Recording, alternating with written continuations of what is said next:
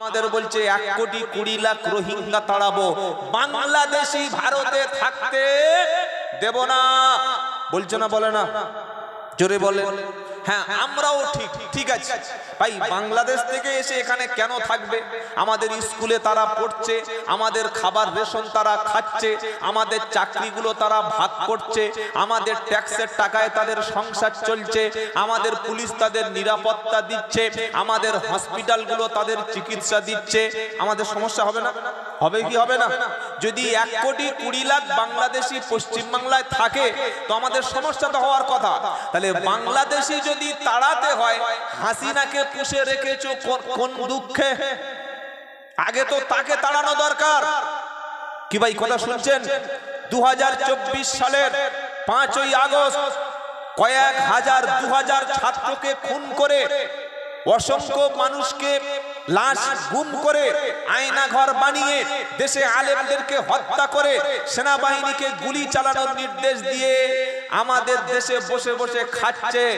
গতকাল বাংলাদেশের international tribunal court তাকে ফাঁসির অর্ডার দিয়েছে। কিসের অর্ডার শুনেন নাই আপনারা? আলহামদুলিল্লাহ বলবেন না? আমি তো আল্লাহর কাছে দোয়া করি, আল্লাহ ফেরাউনের পানিতে ডুবে মৃত্যু মুসা নবী দেখেছে, আমরা দেখতে পারিনি। আমাদের জীবদ্দশায় যেন এই লেডিস ফেরাউনের ফাঁসিটা অন্তত দেখে যেতে পারি। আমিন বলে। তোমরা বলছো বাংলাদেশি তাড়াবো, তাহলে তসলিমা নাসরিন হাসিনাকে যদি ক্ষমতা থাকে, মোদি আগে তাড়িয়ে দেখাও। যদি তাড়াতে পারো তাহলে বলবো ঠিক আছে, আসল বাংলাদেশি তাড়াচ্ছ। কোন স্বার্থে, কিসের জন্য? একটা বাংলাদেশ ইন্টারন্যাশনাল যে ট্রাইব্যুনাল কোর্ট, যে ট্রাইব্যুনাল কোর্ট হাসিনা নিজেই তৈরি করেছিল আলেমদের ফাঁসি দেবে বলে, মাদ্রাসাওয়ালাদের ফাঁসি দেবে বলে, কোরআন প্রেমিকদের ফাঁসি দেবে বলে, এবং শত শত মানুষকে সে জেলে রেখে ফাঁসি দিয়েছে হাসিনার 2010 সালে নিজের তৈরি করা ট্রাইব্যুনালে। কি বলছি কথা বুঝতে পারছেন না? আর সেই ট্রাইব্যুনালে ক্ষমতা পাল্টে গেছে, এখন ওই ট্রাইব্যুনাল থেকে নিজের ফাঁসির রায় হয়ে গেছে। গর্ত আমরা লোকের জন্য খুঁড়ি, কিন্তু নিজের গর্তে যে নিজে পড়তে হয় এটা অনেকে জানি না। তাই আমরাও চাই রোহিঙ্গারা চলে যাক, বাংলাদেশি চলে যাক, কিন্তু হাসিনাকে যেদিন তাড়াতে পারবে, নষ্ট ভ্রষ্টা পতিতা তসলিমাকে যেদিন তাড়াতে পারবে, আমরাও সাপোর্ট করব।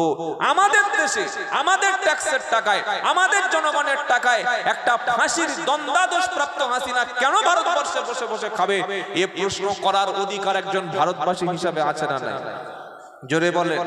তবে মনে রাখবেন, যতই যাই করুক না কেন, আমরা এদেশে জন্মেছি, এদেশে মরব, আর মরার আগে ঈমান, ইসলাম, কোরআন, দ্বীন, নবীর সুন্নাত বুকে ধারণ করে মরব। বলি ইনশাআল্লাহ, বলি ইনশাআল্লাহ। সবাইকে বলছি, টুপি মাথায় দিন, মুখে দাড়ি রাখুন, সালাম দিন, নবীর সুন্নাত ধারণ করুন, কোরআন পড়ুন, নামাজ পড়ুন, নিজেকে মুসলমান বলে পরিচয় দিন, হীনমন্যতায় ভুগবেন না। বেশি বেশি করে সন্তানদের মাদ্রাসায় পাঠান, উচ্চ শিক্ষায় শিক্ষিত করুন। আপনাকে বাঁচতে হলে একবার এ দলে একবার ও দলে মুনাফিকি করে নিজের পরিচয় লুকিয়ে নিজের আত্মগোপন করে না আমাকে যদি মুসলমান বলে সন্দেহ করে না, ভাই বাঁচতে হলে দ্বীন ইসলাম মানি, প্রকাশ্য ইসলাম মানি, আমি কোরআন মানি, আমি ভারতবর্ষের সংবিধান মানি, আমি দেশের সংবিধান অনুযায়ী চলি, ইসলাম এবং দেশ আমাকে ধর্ম পালন করার অনুমতি দিয়েছে। এরকম সাহস বুকে রেখে আমরা আহলে সুন্নাত ওয়াল জামাতের আকীদায় কোরআন সুন্নাহর উপরে, ইজমা কিয়াসের উপরে, সাহাবায়ে কেরামদের উপরে, হাক্কানি উলামাদের সোহবতে বাকি জীবনটা পালন করব। বলি ইনশাআল্লাহ, বলি ইনশাআল্লাহ। আর আমরা যদি মনে করি যে আমরা নিজেদের সুন্নাত, নিজেদের দেশ, নিজেদের ইসলামিক আচরণ বাদ দিয়ে কাফের বেঈমান মুশরিকদের খুশি করে জীবন যাপন করলে আমরা মনে হয় সম্মান পাবো, সেগুড়ে আল্লাযীনা ইয়াত্তাখিদুনাল কাফিরিনা আউলিয়া মিন দুনিল মুমিনিন আয়াবতাগুনা ইনদাহুমুল ইজ্জাত ফা ইন্নাল ইজ্জাতা লিল্লাহি জামিয়া। 5 নম্বর পারা 19 নম্বর পৃষ্ঠা 13 নম্বর লাইনের 139 নম্বর আয়াত সূরার নাম নিসা। কোরআন শোনাচ্ছে আল্লাযীনা ইয়াত্তাখিদুনাল কাফিরিনা আউলিয়া মিন দুনিল মুমিনিন আয়াবতাগুনা ইনদাহুমুল ইজ্জাত ফাইন্নাল ইজ্জাতা লিল্লাহি জামিয়া। যারা ঈমানদারদেরকে বাদ দিয়ে আল্লাহর দুশমন কাফির মুশরিকদেরকে বন্ধু রূপে গ্রহণ করে, আল্লাহ পাক বলছে ঈমানদারদেরকে ছেড়ে দিয়ে কাফের মুশরিকদেরকে যারা বন্ধু রূপে গ্রহণ করে তারা তাদের কাছে সম্মানের আশা করে যে ওরা আমাকে সম্মান করবে। আল্লাহ পাক বলছে না ফাইনাল ইজ্জাতা লিল্লাহি জামিয়া, প্রকৃত ইজ্জত সম্মান তো আমার আল্লাহ পাক, তিনি ইজ্জতের মালিক, যাকে খুশি তাকে তিনি সম্মান দান করেন। আর ইজ্জত সম্মান কেবলমাত্র আল্লাহ ঈমানদারদের জন্য রেখেছে। জোরে বলুন। সম্মান যদি পেতে চাও ইসলামের মধ্যে চলে আসো, দ্বীনের মধ্যে চলে আসো। যে যত যত বেশি ধার্মিক হবে, যত বেশি কোরআন প্রেমিক হবে, যত বেশি আল্লাহওয়ালা হবে, আল্লাহ তত বেশি সম্মান বাড়াবে। জোরে বলুন। বিশ্ব নবীর উপরে যখন কোরআন শরীফ নাজিল হলো, প্রথমের দিকে আল্লাহর নবী কোরআন যাতে না ভুলে যায়, কোরআন যাতে না সিনা থেকে চলে যায়, এজন্য কোরআন পড়ার জন্য আমার নবী তাড়াহুড়া করছিল। খুব তাড়াতাড়ি ঠোঁটটা নবীর নড়ছিল, তাড়াহুড়া করে বিশ্ব নবী কোরআন পড়ছিল। আমার আল্লাহ তিনি দেখলেন বিশ্ব নবীর ঠোঁট মুবারক খুব জোরে নড়ছে, জিহবা জোরে সঞ্চালন হচ্ছে। আমার আল্লাহ পাক সাথে সাথে হাবিবকে শুনিয়ে দিল লা তুহাররিক বিহি লিসানাকা লিতাজালা বিহি ইন্না আলাইনা জামআহু ওয়া কুরআনা ফাইদা ক্বরানাহু ফাত্তাবি' কুরআনা সুম্মা ইন্না আলাইনা বায়ানা। 29 পারা সূরা কিয়ামার দ্বিতীয় লাইনের 16, 17, 18 নম্বর আয়াতে আল্লাহ পাক বলছে বিশ্ব নবী গো, তুমি কোরআন মুখস্থ করতে গিয়ে, তুমি কোরআনটা পড়তে গিয়ে তোমার ঠোঁটটা নড়ছে, তোমার জিভের মধ্যে বারবার পড়তে গিয়ে কষ্ট হচ্ছে। আয় আমার হাবিব, অত দ্রুত তোমারও ঠোঁট নাড়াতে হবে না, অত দ্রুত তোমাকে কোরআন পড়তে হবে না। আমি জিব্রাইলকে পাঠিয়ে অল্প অল্প 2-4টে করে আয়াত তোমার কাছে দেব। জিব্রাইল তোমার পাশে বসে একবার কোরআন পড়বে আর তুমি একবার ভালো করে শুনবে। শোনার পরে হাবিব তুমি নিজের জবান থেকে একবার উচ্চারণ করবে, বাকি কোরআনটা আমি আল্লাহ তোমার সিনার মধ্যে মুখস্থ করিয়ে দেব। জোরে বলুন না। আমার নবী যখন কথা বলতো আল্লাহর হুকুম ছাড়া, আল্লাহর অনুমতি ছাড়া, আল্লাহর নির্দেশ ছাড়া কোনো কথা নবীজি জীবনে বলতেন না। আমরা অনেক সময় চায়ের দোকানে বসে বসে ফতোয়া দিই, আছে না? চায়ের দোকানে বসে বসে ফতোয়া দিচ্ছে আমাদের ইমামের পিছনে নামাজ হবে না। কেন নামাজ হবে না কেন? বলে ইমাম সাহেব ভুল নামাজ পড়ায়। তা তুই যদি এত বড় মহামান্য মুফতি, শাইখুল হাদিস, মুহাদ্দিস, মুফাসসির, কারি, বিশ্ববিখ্যাত আব্দুল বাসিতের ভাড়াবাই হোস, তো নামাজ তুই পড়া। তোর তো আজান দেওয়ার ক্ষমতা নাই। মাগরিবের সময় ইমাম চলে গেছে, যে চায়ের দোকানে পাকামি করছিল আমি সব পিছনে নামাজ হবে না, ওকে সবাই মিলে ঠেলে ঢুকিয়ে দিয়েছে। ও তখন কাপড় নাপাক হয়ে গেছে, ও বসে বসে ফতোয়া দিচ্ছে কি ইমামের পিছনে নামাজ হবে না। বাবাজিরা, আল্লাহ ভাইরা, সেজন্য যার যতটুকু জ্ঞান, যার যতটুকু এক্সপেরিয়েন্স, যার যতটুকু কোয়ালিফিকেশন, যার যতটুকু এডুকেশনাল কোয়ালিফিকেশন, যার যতটুকু আছে সেই বিষয়ে কথা বলবো। ডাক্তার হয়ে কোনোদিন ইঞ্জিনিয়ারের ভুল ধরতে যাবেন না, ইঞ্জিনিয়ার হয়ে কোনোদিন ডাক্তারি কাজে ঢুকবেন না, মাস্টার হয়ে কোনোদিন আলেমের ভুল ধরবেন না। যার লাইন সেই দিকে চলতে দিন। কথা মনে থাকবে ইনশাআল্লাহ। আমার নবী যখন কথা বলতেন কার ইশারায়? মা ইয়ান্তিকু আনিল হাওয়া ইন হুয়া ইল্লা ওয়াহয়ু ইউহা। 27 পারা 5 পৃষ্ঠা, প্রথম লাইনের 2 থেকে 4 নম্বর আয়াত। পানিটা একটু গরম পানি লাগবে, এখন একটু হালকা পানি দিয়ে একটু পরে গরম পানি আনবে। আল্লাহ পাক শুনিয়ে দিচ্ছে, মা ইয়ান্তিকু আনিল হাওয়া ইন হুয়া ইল্লা ওয়াহয়ু ইউহা। খালি কোরআনের পরিচয়টা আজকে শুনে যান। আল্লাহ পাক শোনাচ্ছে সূরা নাজমের 2 থেকে 4 নম্বর আয়াতে, আমার নবী নিজের থেকে মন গড়া বানিয়ে কোনো কথা বলে না। আমি আল্লাহ যেটা বলতে বলেছি আমার নবী সেটা বলেন। জোরে বলুন।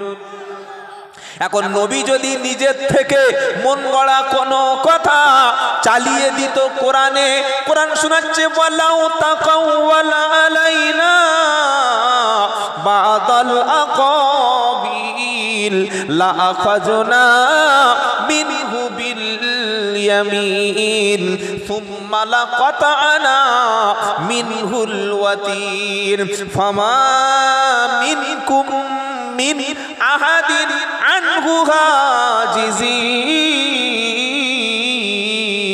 নারাই তাকবীর, আওয়াজটা বাড়ান জোরে, নারাই তাকবীর। ওয়ালাউ তাকাওয়ালা আলাইনা বাদাল আকাবিল লা আখাযনা মিনহু বিল ইয়ামিন সুম্মা লাকাতানা মিনহুল ওয়াতিন।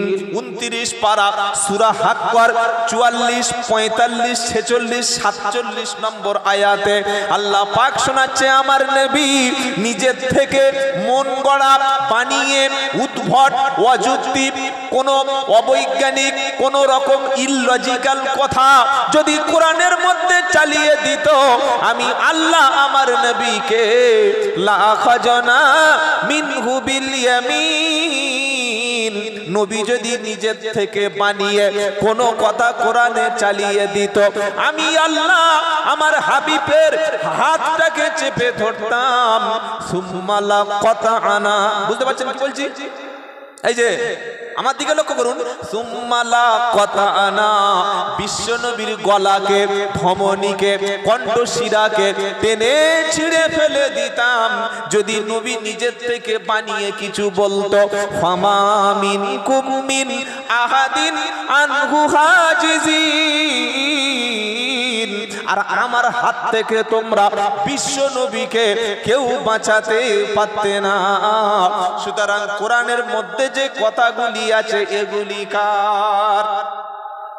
অনেক সাধারণ লোক বলে ইমাম সাহেবের, মৌলভী সাহেবদের, মুফতি সাহেবদের, আলেমদের, পীর সাহেবদের ঘুরানো ফিরানো কল বলে না, কি বলে? এই মৌলভীদের ঘুরন ফিরনের কল আছে বলে, কি বলে না? কথা বলে। মৌলভীদের বাবার ক্ষমতা আছে, ঘুরানো ফিরানো ক্ষমতা আছে কি? নবীকে সাবধান করছে, নবী বানিয়ে কথা বলো না। নবী যদি নিজের থেকে বানাতো, ডান হাত চেপে ধরে গলার শিরা টেনে ছিঁড়ে ফেলে নিতাম। আল্লাহ তাআলা স্বয়ং বিশ্ব রাসূলকে বলছে। মৌলবীর বাপের ক্ষমতা নাই ঘুরান ফেরানোর কথা। ইসলাম যতটুকু অনুমতি দিয়েছে ততটুকুই মৌলবী বলতে পারে। একটা লোক অসুস্থ হয়ে গেছে, আগে দাঁড়িয়ে নামাজ পড়তো, ইমাম সাহেবের কাছে গিয়ে বলছে, হুজুর এখন দাঁড়িয়ে নামাজ পড়তে পারি না, এখন কি করব? ইমাম সাহেব বলছে নামাজ পড়তে হবে না। কোন ইমাম বলবে দাঁড়িয়ে নামাজ না পড়তে পারলে বসে নামাজ পড়ো, বসে নামাজ না পড়তে পারলে শুয়ে নামাজ পড়ো, এটা ইমাম বলবে। তার মানে ইমাম কি ঘুরনে ফিরনো কল? আল্লাহ যেটা তার জন্য সাজেশন দিয়েছে, আল্লাহ তার জন্য যতটুকু রাস্তা বলে দিয়েছে, ইমাম তার চাইতে কমাতে পারে না। প্রচন্ড জ্বর, ঠকঠক করে কাঁপছে, কিংবা অপারেশন করেছে, হাতে ব্যান্ডেজ আছে, নামাজের জন্য ওযু লাগে, ওযু করতে পারে না। ইমাম সাহেবের কাছে জিজ্ঞাসা করছে, মাওলানা ওযু তো করতে পারি না, নামাজ পড়বো না, ছেড়ে দেব। ইমাম তখন বলছে, ওযু না করতে পারো, পবিত্র মাটি দিয়ে তায়াম্মুম করো, তায়াম্মুম করো। কোন লোক যদি বলে ইমাম সাহেবের ঘুরানো ফেরানো কল আছে, আলেমদের হুজুরদের ঘুরানো ফেরানো কল আছে, ও ফার্স্ট ক্লাস চিটিং বাস। কারণ আলেম নিজের সিদ্ধান্তে কোনোদিন বলে না। আল্লাহ বলেছে ওযু না করতে পারলে ওযুর বিকল্প তায়াম্মুম করো। তাই ইমাম বলে, ইমামের নিজের কোনো কথা চলে না। কথা মনে থাকবে ইনশাআল্লাহ। শুকরের মাংস হারাম না হালাল? জোরে বলেন। কুকুর খাওয়া হারাম, মরা গরু খাওয়া হারাম, বিসমিল্লাহ ছাড়া আল্লাহর নামে জবাই করলে হারাম। কিংবা কোন পীরের দরগায়, কোন বাবার দরবায়, হাড়োয়ায় গোরাচাঁদ পীর সাহেবের কবরের কাছে কেউ যদি ছাগল ছেড়ে দিয়ে আসে, কেউ যদি মুরগি ছেড়ে দিয়ে আসে, কেউ যদি গরু ছেড়ে দিয়ে আসে, কেউ যদি সেখানে মোরগ ছেড়ে দিয়ে আসে, আল্লাহর নামে উৎসর্গ করলে খাওয়া হালাল। কোন পীরের নামে কোন মানত করলে ওটা খাওয়া শরীয়তে জোরে বলেন হারাম। কোন মৌলবী যদি বলে না ওটা হালাল, পৃথিবীর কেউ বলবে না হালাল। ইমামদের কখনো ঘুরানো ফিরানো কল নাই। আল্লাহ যতটুকু বলতে বলেছে ততটুকু ইমামরা বলে। কথা মনে থাকবে ইনশাআল্লাহ। আলেমদের বিরুদ্ধে, ইমামদের বিরুদ্ধে আঙুল তোলার আগে আগে দেখে নেবেন যে শরীয়ত এই বিষয়ে কি বলেছে। তবে হ্যাঁ, অনেক আলেম নিজের মন যাই মতো ফতোয়া দেয়, বক্তব্য করে, আষাঢ়ে গল্প শোনায়।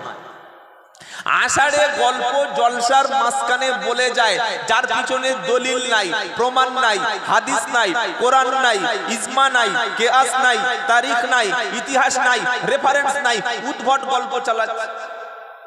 কি গল্প?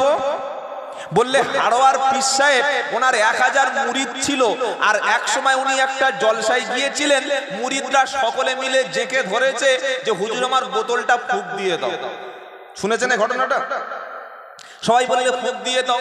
এবার 1 থেকে 150 লাইন, সবাই তো আর হুজুরের সামনে আসবে না। উনি ফুঁক দিয়েছে, পিছনে রাস্তার কাছে একজন দাঁড়িয়েছিল, উনি এসে বলছে, হুজুর আপনি যা ফু মেরেছেন ওমাল আমার বোতলে ঢোকেনি, একটু স্পেশাল ফুঁক দেবেন। হুজুর বললে এদিকে আয়। হাড়োয়ার বিশ্বের ঘটনা, এদিকে এসছে, বলে ভালো করে ধর। এখন তো প্লাস্টিকের বোতল, আগে ছিল কাঁচের বোতল। তো হুজুর ফু মেরেছে, মারার সঙ্গে সঙ্গে ফাটাস। কি ভাই এই ঘটনাটা শুনেছেন না শুনেন নাই? এই ঘটনাটার নাম হচ্ছে পীর সাহেবের বোতল ফাটানোর ঘটনা। কিসের ঘটনা? বোতল ফাটানোর ঘটনা। আমার মনে হয় কোন মুরিদ এই ঘটনাটা দেখেছে বলে আমার বিশ্বাস না, এই শুনে শুনে চালায়, যা তার নামে এই ঘটনাটা বলে দেয়। আমি অনেক চিন্তা ভাবনা করে, অনেক গবেষণা করে, পড়াশোনা করে ভেবেছি ব্যাপারটা কি, সত্যি কি এরকম ঘটনা ঘটেছিল? হ্যাঁ ঘটেছিল। কি ঘটেছিল? আগে বোতল ছিল কাঁচের। কিসের ছিল বলেন? কাঁচের। আগে আল্লাহর ওলিরা পীরেরা আসলে ভিড় হতো না, হতো না। আর এখন তো সব রাজনৈতিক পীর, এক এক পীর সাহেবের গায়ে এক একটা রাজনৈতিক লেভেল লাগানো আছে। এখন আর শুধু পীর নয়, বিভিন্ন দলের পীর আছে, বিভিন্ন রাজনৈতিক পীর আছে। আমি কারোর নাম নিচ্ছি না ভাই, কেউ আমার আবার গালাগালি করবে না। তো পীর সাহেবের প্রতি আগে মানুষের একটা ভক্তি ছিল, ভালোবাসা ছিল, এখনো আছে। যারা হাক্কানি পীর, আমরা তাদের সোহবতে যাই, কি ভাই যাই কি যাই না? তুমি ফু দিয়েছিল, আর 3-4টে কাঁচের বোতল, সরু সরু গলা, এক জায়গায় ধরেছে, চাপ দিয়ে ধরতে গিয়ে একটা কাঁচের সঙ্গে লেগে আরেকটা কাঁচের বোতল ফেটে গেছে। ওখান থেকে ভাইরাল হয়েছে ফু দিয়ে বোতল ফাটিয়েছে। আসলে গ্লাসে গ্লাসে লেগে ফেটে গেছে, এটা লোক বলে। কি বুঝলেন? বলুন তো 2025 সালে বলছি আমরা অমুক হাড়োয়ার পীর সাহেব, অমুক বাংলাদেশের পীর সাহেব ফু দিয়ে বোতল ফাটিয়েছিল। আরে ভাই তুমি ফু দিয়ে কি ফাটিয়েছো সেটাই বল। ওই সব কথা 5G যুগে, ডিজিটাল যুগে শিক্ষিত সমাজে চলে? কোরআনে এত কথা আল্লাহ বলেছে, সেগুলো বলার সময় পায় না। আজগুবি বোতল ফাটানোর ঘটনা বলে 30,000 টাকা নিয়ে মাদ্রাসা থেকে চলে গেছে। কমিটি ছেলেরা বলছে, হুজুর খুব গরিব এলাকা, অনেক এতিম বাচ্চা আছে। এখানে এতিম বাচ্চা আছে তো? কটা ছেলে আছে টোটাল? কত বাচ্চা আছে? 26 জন। চিন্তা করতে পারছেন তো? একটা দুটো বাচ্চা এতিম। হুজুর 1-2 হাজার টাকা একটু কম নেন না। না, কম হবে না, টাকা নেব না, আখেরাতে বুঝিয়ে দেব। এইটা কোনো হাক্কানি পীরের বাণী হতে পারে? হ্যাঁ, তুমি বিশাল বড় প্রতিষ্ঠান চালাও, তোমার শত শত স্কুল চলে, শত শত মিশন চলে, হসপিটাল চলে, দিনের খেদমত করছো, অনেক বড় বড় প্রতিষ্ঠান আছে, ঠিক আছে, তুমি টাকা নাও, অসুবিধা নাই। 30-40 লাখ টাকার গাড়ি চড়বে, দামি দামি পোশাক পরবে, আর বোতল ফাটিয়ে, বোতল বাজিয়ে আচার ব্যাপারী, ঘুগনি ব্যাপারীদের মতো 30,000 নেবে? এটা 2025 সালে মানুষ আর মেনে নেবে না। তাই আমার বক্তব্য কিন্তু সবাই সহ্য করতে পারে না। কোরআন সাফ শুনিয়ে দিচ্ছে, যদি তোমাদের মিশতে হয়, ভালোবাসতে হয়, হাক্কানি আল্লাহ ওয়ালাদের সোহবতে বসো, যারা সালেহীন তাদের মজলিসে বসো। বলুন সুবহানাল্লাহ। ইয়া আইয়ুহাল্লাযীনা আমানুত্তাকুল্লাহা ওয়া কুনু মা'আস সাদিকিন। 11 নম্বর পারা, 5 নম্বর পৃষ্ঠা, 5 নম্বর লাইনের 119 নম্বর আয়াত, সূরার নাম সূরা তাওবা। কোরআন শুনিয়ে দিচ্ছে, ঈমানদারেরা তোমরা কাদের সঙ্গে থাকবে, কাদের সোহবতে বসবে, কাদের সঙ্গে সম্পর্ক রাখবে, কাদের মজলিসে বসবে, তারা হলো ওয়া কুনু মা'আস সাদিকিন, সত্যবাদী যারা, হাক্কানি আলেম যারা, আলেমে রব্বানি যারা। কারণ আলেম হাক্কানি যারা, তারা সব চাইতে বেশি ভয় পায় আমার আল্লাহকে। জোরে বলুন, জোরে বলেন না। বড় পীর আব্দুল কাদের জিলানী, খাজা মঈউদ্দিন চিশতি রহমাতুল্লাহ আলাইহি, মুজাদ্দিদ আল ফিসানি রহমাতুল্লাহ আলাইহি, ইমাম বুখারী রহমাতুল্লাহ আলাইহি, ইমাম আবু হানিফা রহমাতুল্লাহ আলাইহি, ফুরফুরার মুজাদ্দিদ জামাল আবু বকর সিদ্দিক রহমাতুল্লাহ আলাইহি, বসিরাট আল্লামা রুহুল আমিন রহমাতুল্লাহ আলাইহি, এই সমস্ত আল্লাহ ওয়ালা ব্যক্তিরা আল্লাহকে ভয় করেছিল। তাই তাদেরকে আমরা বলি হাক্কানি আলেম। তাদের সবাইকে ভালোবাসে। আল্লাহ পাক শোনাচ্ছে, আমার জমিনে আমার বান্দাদের মধ্যে সবচাইতে ভালো বান্দা হলো তারা, আমি আল্লাহ আমার দেখে ভয় করে যারা। বললে দলিল দাও, ইন্নামা ইয়াখশাল্লাহা মিন ইবাদিহিল উলামা। 23 নম্বর পারা, 16 নম্বর পৃষ্ঠা, 13 নম্বর লাইনের 28 নম্বর আয়াত, সূরার নাম ফাতির। আমার আল্লাহ বলছে, ডাক্তার বলো, মাস্টার, ইঞ্জিনিয়ার, ব্যারিস্টার, সবার সম্মান আছে, কিন্তু আমি আল্লাহ আমাকে দেখে সবচাইতে বেশি ভয় করে তারা, জ্ঞানী সম্প্রদায় যারা, আলেম সম্প্রদায় যারা। এজন্য যার মধ্যে যত বেশি শরীয়তের জ্ঞান আছে, সে তত বেশি আল্লাহকে ভয় করে। যার মধ্যে শরীয়তের জ্ঞান যত বেশি, ইসলামিক নলেজ যত বেশি, কোরআন হাদিসের জ্ঞান যত বেশি, তত বেশি আল্লাহকে ভয় করে। আর আল্লাহকে ভয় করে যারা, আসল আল্লাহর ওলি হলো তারা। জোরে বলুন। বললে এটা আবার কোত্থেকে আবিষ্কার হলো? কোরআন বলছে, ওযু করে আমার খোলো, আলা ইন্না আউলিয়া আল্লাহি লা খাউফুন আলাইহিম ওয়ালা হুম ইয়াহজানুন। পারা নম্বর 11, সূরার নাম ইউনুস, পৃষ্ঠা নম্বর 15, লাইন নাম্বার 1, আয়াত নাম্বার 62। আল্লাহ পাক শোনাচ্ছে, জেনে রাখো, শুনে রাখো, আমার বন্ধু হলো যারা, আমার ওলি হলো যারা, সবচাইতে তারা আমাকে বেশি আলা, জেনে রাখো, ইন্না আউলিয়া আল্লাহ, যারা আল্লাহর প্রকৃত বন্ধু, ওয়ালা খাউফুন, ভয় নাই, আর ওয়ালা হুম ইয়াহজানুন, চিন্তা নাই। ওলিদের কোনো ভয় নাই, ওলিদের কোনো চিন্তা নাই। সুবহানাল্লাহ বলেন। সারা জীবন বক্তব্য শুনেছি, কিন্তু ওলি হব কিভাবে? কোন হুজুরে জিজ্ঞেস করেছি, ও হুজুর আপনি তো বললেন ওলিদের ভয় নাই, পীরদের ভয় নাই, আল্লাহওয়ালাদের ভয় নাই, আমি ওলি হতে চাই। কি ভাই আমরা ওলি হতে চাই কি চাই না? আরে হ্যাঁ না বলেন? ওলি হওয়ার জন্য বংশ লাগে না, ওলি হওয়ার জন্য বাপ পীর লাগে না, ওলি হওয়ার জন্য দাদু পীর লাগে না, ওলি হওয়ার জন্য 14 পুরুষ পীর লাগে না। অনেক মত করে ছেলে ওলি হয়েছে, সুদ করে ছেলে ওলি হয়েছে, বেনামাজির ছেলে ওলি হয়েছে, আবার নবীর ছেলেও কাফের হয়েছে। হয়নি? নূহ নবীর ছেলে কাফের। তো কোন আলেমকে, কোন বক্তাকে জিজ্ঞাসা করেছি, হুজুর আমি ওলি হতে চাই, আল্লাহ ওয়ালা হতে চাই, কি আমল আছে বলে দিন, যে আমল করলে আমিও ওলিদের কাতারে পড়বো, হাক্কানি ওলিদের সাথে জান্নাতে থাকবো, আমারও ভয় থাকবে না, আমার চিন্তা থাকবে না। এটা বলেছি কোনোদিন? আল্লাহ বাকি কথাটা শুনিয়ে দিচ্ছি, শোনেন। সারা জীবন বক্তা বলে গেছে ওলিদের ভয় নাই, ওলিদের চিন্তা নাই, কিন্তু ওলি হব কি করে এই সাবজেক্টটার বলে নাই। কোরআন শোনাচ্ছে, আল্লাযীনা আমানু ওয়া কানু ইয়াত্তাকুন, যারা যাদের মধ্যে দুটো কাজ থাকবে।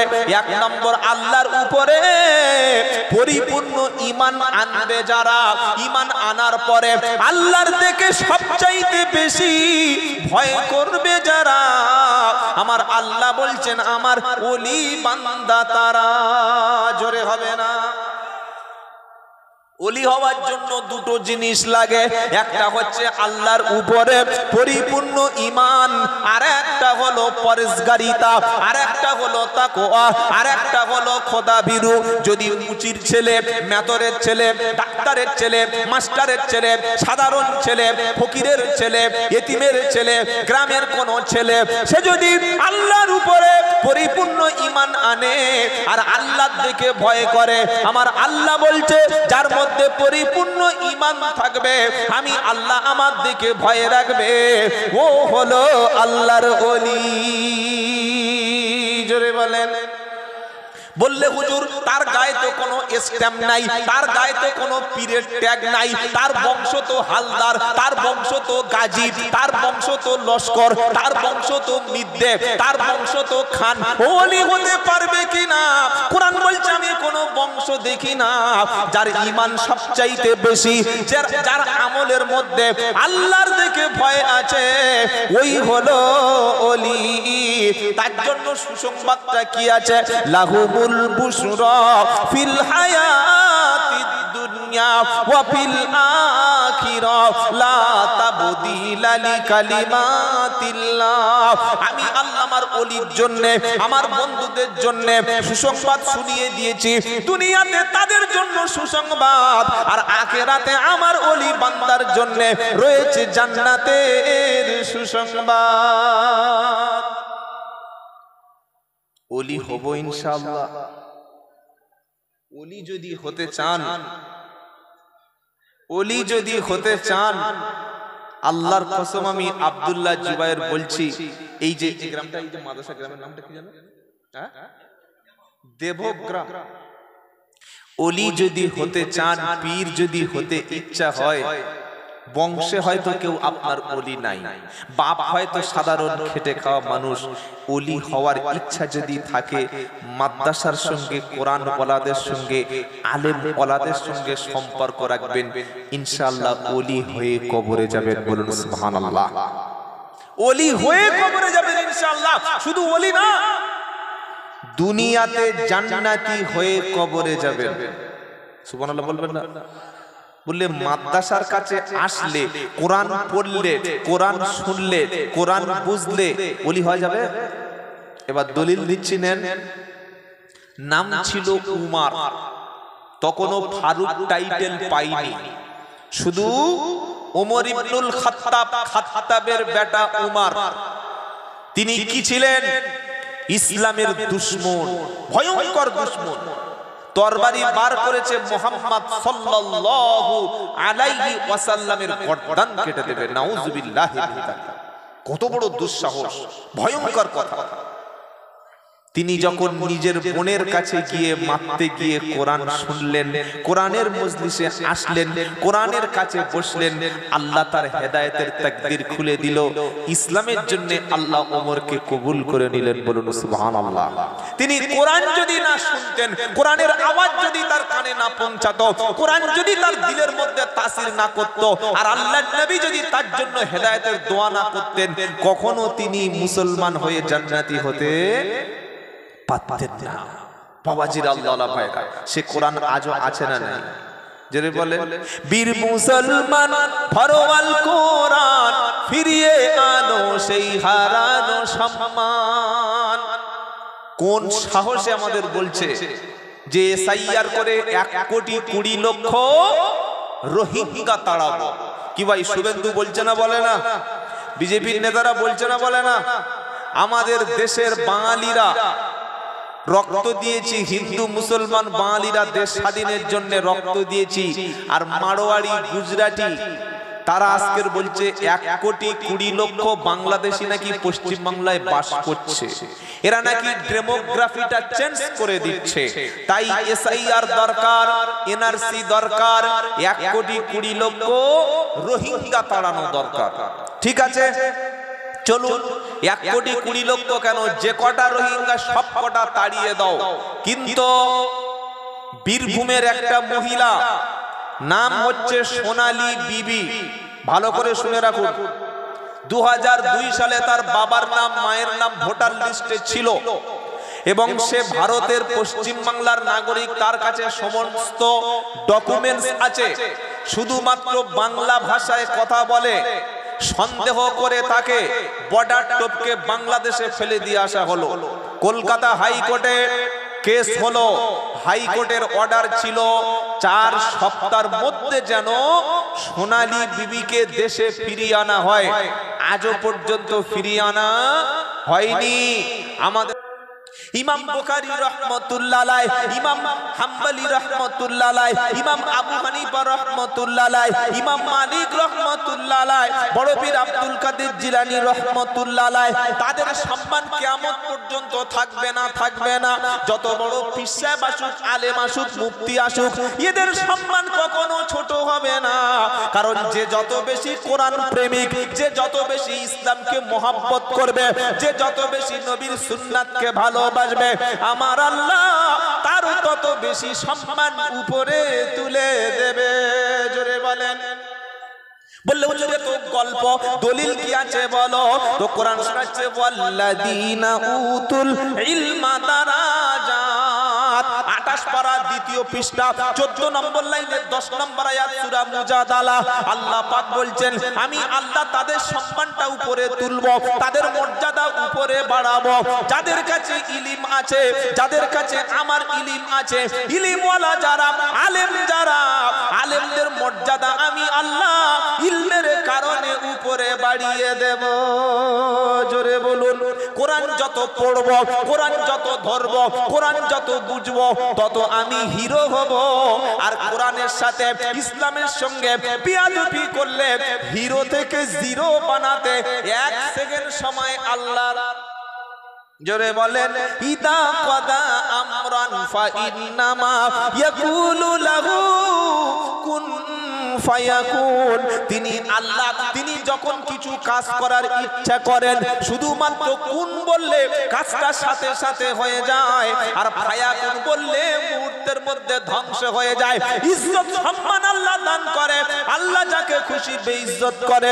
কুলিল্লাহুম্মা মালিকাল মুলকি তুতিল মুলকা মান তাশা ওয়া তানজিউল মুলকা মিম্মান তাশা ওয়া তুইজ্জু মান তাশা ওয়া তুদিল্লু মান তাশা বিয়াদিকাল খায়র ইন্নাকা আলা কুল্লি শাইইন কাদির। দ্বিতীয় পারা 10 নম্বর লাইনের 28 নম্বর আয়াত 12 নম্বর পৃষ্ঠা সূরার নাম আল ইমরান। আল্লাহ বলছেন, বলো সমস্ত সাম্রাজ্যের মালিক হলাম আমি আল্লাহ। আমি যাকে খুশি তাকে সাম্রাজ্য দান করি, যাকে খুশি আমি সাম্রাজ্য ছিনিয়ে নিই। নেপালের প্রেসিডেন্টকে ছিনিয়ে নিয়েছি, শ্রীলঙ্কার প্রেসিডেন্টকে ছিনিয়ে নিয়েছি, বাংলাদেশের ফেরাউনকে ছিনিয়ে নিয়েছি, সিরিয়ার প্রেসিডেন্টকে ছিনিয়ে নিয়েছি। আবার আমি আল্লাহ রাস্তার ফকিরকে চাওয়ালাকে প্রেসিডেন্ট বানিয়ে দিতে পারি। সবগুলি আমার ক্ষমতা। ইসলাম মেনে চলবো ইনশাআল্লাহ। জোরে বলেন। বিশ্ব নবী সাল্লাল্লাহু আলাইহি সাল্লাম যখন আল্লাহর পক্ষ থেকে কোরআনের বাণীগুলো মানুষের কাছে প্রচার করছিল, আল্লাহর নবীর দুশমন ছিল না? ছিল না? একটা দুটো? আবু জাহেল, আবু লাহাব, উতবা, সাইবা, মুগিরা, প্রথমের দিকে আবু সুফিয়ান। মক্কার বেশিরভাগ ছিল নবীর দুশমন, বেশিরভাগ ছিল নবীর দুশমন। আমরা মনে করি আল্লাহ আমার দুশমন রেখেছে, মনে হয় আমি পাপ করেছি, আল্লাহ আমার শত্রু রেখেছে, মনে হয় ভুল পথে আছি। না বন্ধু না, যার ঈমান যত বেশি, যে যত ভালো মানুষ তার শত্রু। আর সবার সঙ্গে মিলেমিশে চলবে। কি বুঝলেন? যেখানে যেমন সেখানে তেমন, কোন শত্রু পাবেন না, সবাই ভালো বলবেন। আর এই তো হুজুর যা বলবে ঠিক আছে, পাড়ায় সবাই বলবে। আর শত্রু তার হয় যে হকের উপর চলে, যে মিলে গুলে সব ঘাটে পানি খায়, ওর কোনো শত্রু নাই, ও সুবিধাবাদী লোক। যে দল যখন ক্ষমতা আসে, আপনার জন্যই অপেক্ষা করছিলাম, সুবিধাবাদী জিন্দাবাদ। কিন্তু হকের উপর চললে, ইমানের উপর চললে, ইসলামের উপর চললে, দ্বীনের উপর চললে, সত্যের উপরে চললে শত্রু বাড়বে না? বাড়বে না? জোরে বলেন। কারণ বিশ্ব নবীর দুশমন ছিল সবচাইতে বেশি। আল্লাহর নবী যখন কোরআন শোনাচ্ছিলেন, কোরআন থেকে তাদেরকে কোরআনের দাওয়াতগুলো দিচ্ছিলেন, মক্কার মানুষগুলো বলল, রে মুহাম্মদ সাল্লাল্লাহু আলাইহি ওয়াসাল্লাম নিজে কোরআন রচনা করছে, নিজেই কোরআনগুলো লিখে লিখে সকালে বলছে।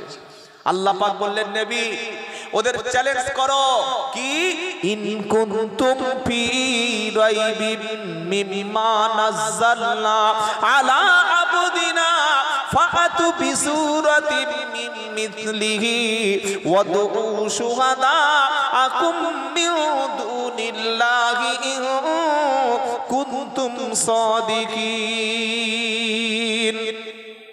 প্রথম পারা সূরা বাকারার 23 নম্বর আয়াতে আল্লাহ বলছেন, হে বিশ্ববাসী, আমি আমার বান্দার প্রতি, আমি আমার মুহাম্মদ সাল্লাল্লাহু আলাইহি সাল্লামের প্রতি যে কোরআন আমি নাজিল করেছি, আজকে যে কোরআনটা মক্তবে পড়া হয়, যে বাচ্চাদের বসিয়ে বসিয়ে কোরআন পড়া হয়, আল্লাহ বলছেন, নবী আমি যে কোরআন নাজিল করেছি, মক্কার লোকদের যদি সন্দেহ হয় যে এটা মুহাম্মদ সাল্লাল্লাহু আলাইহি সাল্লাম নিজে বানিয়ে বানিয়ে বলছে, তাহলে ওদেরকে বলো ফাআতু বিসূরাতিন মিন মিথলিহি, ওরা কোরআনের মতো ছোট্ট একটা সূরা তৈরি করে আনুক। ওরা যদি পারে, আল্লাহর নবী চ্যালেঞ্জ করলেন, তোমরা কোরআন তৈরি করে কোরআনের মতো আয়াত বানিয়ে আনো।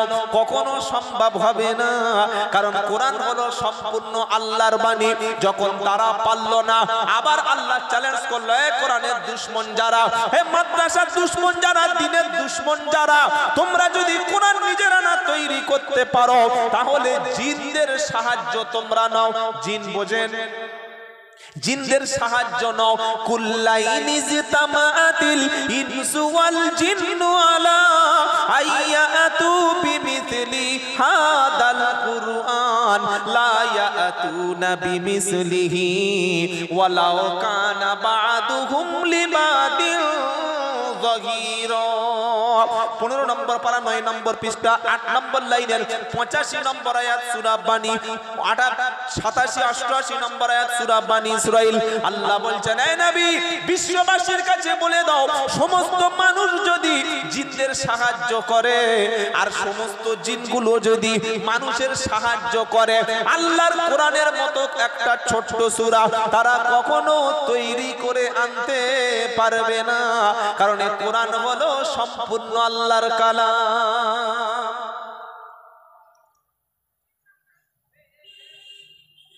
একটা ছোট্ট বাচ্চার সিনায় 30 পারা কোরআন, চারটি খেলি ব্যাপার।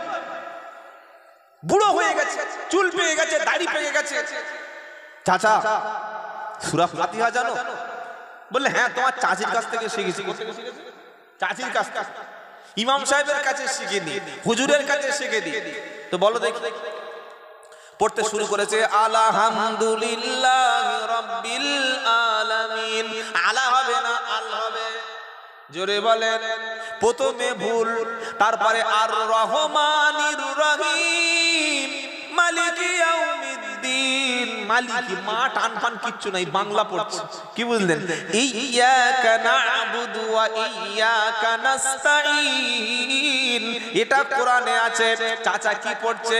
ইয়্যাকা না'বুদু ওয়া ইয়্যাকা নাস্তাঈন হিদিনাস সিরাতাল মুস্তাকিম সিরাতাল্লাযীনা আন'আমতা আলাইহিম গায়রুল মাগদুবি আলাইহিম ওয়ালাদ-দাল্লিন। নামাজ হবে হবে।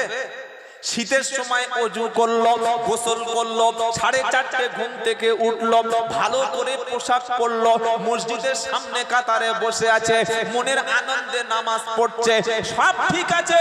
ওযু আছে, গোসল আছে, কাপড় আছে, আতর আছে, দাড়ি আছে, টুপি আছে, কিন্তু কোরআন সহি নাই, তার নামাজ জোরে বলেন হবে না। ইমাম যদি বলে চাচা কোরআন ঠিক নেই, তোমার নামাজ হবে না, ঘুষি মেরে নাক ফাটিয়ে দেবে। তুমি বেশি বোঝো, তুমি আল্লাহ, তুমি আমার নামাজ হচ্ছে কিনা জানো? বল পাগল মানে কি বুঝলেন? অথচ কোরআন কি বলেছে? ওয়ারাতিলিল কুরআনা তারতিলা। 29 পারা সূরা মুজাম্মিলে আমার আল্লাহ বলছেন, নবী উম্মতের কাছে বলে দাও, ওয়ারাতিলিল কুরআনা তারতিলা। যখন কোরআন পড়বে তার তিলের সঙ্গে, তাসবিদের সঙ্গে, মাখরাজের সঙ্গে থেমে থেমে কখনো একালিফ টান হবে, কখনো একালিফ গুন্না হবে, কখনো চারালিফ টান হবে, কখনো থামতে হবে, কখনো মুখ গোল হবে, যেমন আল্লাহ মুখ গোল হবে, সামি আল্লাহ লা ইলাহা ইল্লাল্লাহ মুখ গোল হবে, আবার কখনো মুখটা বড় হবে, যেমন আউযু বিল্লাহি মিনাশ শাইতানির রাজিম বিসমিল্লাহির রহমানির রহিম। এগুলো শেখার জন্য চায়ের দোকানে পাকামি মারলে হবে না, মাগরিবের পরে লটারির দোকানে বসলে হবে না, মাগরিবের নামাজ মসজিদে পড়ে 1 মিনিট ইমাম সাহেবের কাছে বসে না। হাত দুটো ধরে বলে যাচ্ছি, যা করেছেন সারা জীবন করুন। এসআইআরের নামটা ঠিক লিখছি না ভুল সংশোধন করছি, জোরে বলেন। আধার কার্ডে যে নাম, আই কার্ডে সেই নাম, প্যান কার্ডে যে নাম, খুঁটিয়ে খুঁটিয়ে ফর্ম ফিলআপের সময় ভালো করে বলছি ভাই, একটা অক্ষর যেন ভুল না হয়, কারণ একটা অক্ষর ভুল হলে নাম বাদ পড়বে। আপনি যখন কোরআন পড়ছেন, নামাজ যখন পড়েছেন, কোন আলেমের কাছে বসে কোরআন কি শিখেছেন? না নিজে বাংলা পড়ে কোরআন শিখে বাংলা নামাজ চালিয়ে দিয়েছেন? হ্যাঁ বাবাজিরা, তওবা করুন। বাকি জীবনটুকু আলেমের কাছে বসবো, আলেমের কাছে কোরআন শিখবো, আর যেটা আমি জানি ওটা সঠিক কিনা একটা হাক্কানি আলেমের কাছে বসে কোরআন আমি মশক করব ইনশাআল্লাহ। বলেন চালিয়ে যাচ্ছে, সারা জীবন চলে যাচ্ছে, ভুলভাল চলে যাচ্ছে, আর বলছে আমার যা নামাজ 36 বছর নামাজ, 36 বছর 500 বছর নামাজ পড়লে কিছু হবে না যদি কোরআন ভুল থাকে। কোরআন যাতে ভুলটা সংশোধন করে নেওয়া যায় তার জন্য মাদ্রাসা, শুধু বাচ্চাদের জন্য না। আমার বয়স হয়ে গেছে, আপনার বয়স হয়ে গেছে, চুল দাড়ি পেকে গেছে, যদি সন্ধ্যার পরে মাদ্রাসার শিক্ষকের কাছে এসে বলেন, হুজুর এতদিন কোরআন জানতাম না, নামাজ শিক্ষায় বাংলা লেখা আছে, ওই দেখে দেখে পড়েছি, ভুল কি ঠিক জানি না, তবে মনে হচ্ছে যেন মনে হয় কোন এক জায়গায় ভুল হচ্ছে, আপনি একটু সংশোধন করে দেবেন, আপনি একটু ঠিক করে দেবেন, এটা বললে ইমাম সাহেব গলা কেটে নেবে? হ্যাঁ, কাটবে না।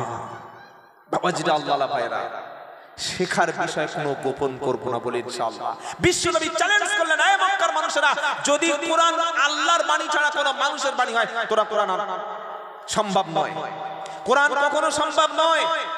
তারা পারল না। আল্লাহ পাক শুনিয়ে দিলেন, যখন যদি তোমরা না পারো তাহলে কোরআনের উপরে পরিপূর্ণ ঈমান আনো। কি মানানো? পরিপূর্ণ হাফ ঈমানে চলবে না। আপাতু মিনুনা বিবাদিল কিতাবি ওয়া তাকফুরুনা বিবাদ ফামা জাযাউ মান ইয়াফআলু যালিকা মিনকুম ইল্লা খিজুউন ফিল হায়াতিদ দুনিয়া ওয়া ইয়াউমাল কিয়ামাতি ইউরাদ্দুনা ইলা আশাদ্দিল আযাব ওয়া মাল্লাহু বিগাফিলিন আম্মা তা'মালুন। প্রথম পারা 14 পৃষ্ঠা 6 নম্বর লাইনের 85 নম্বর আয়াত সূরা বাকারা।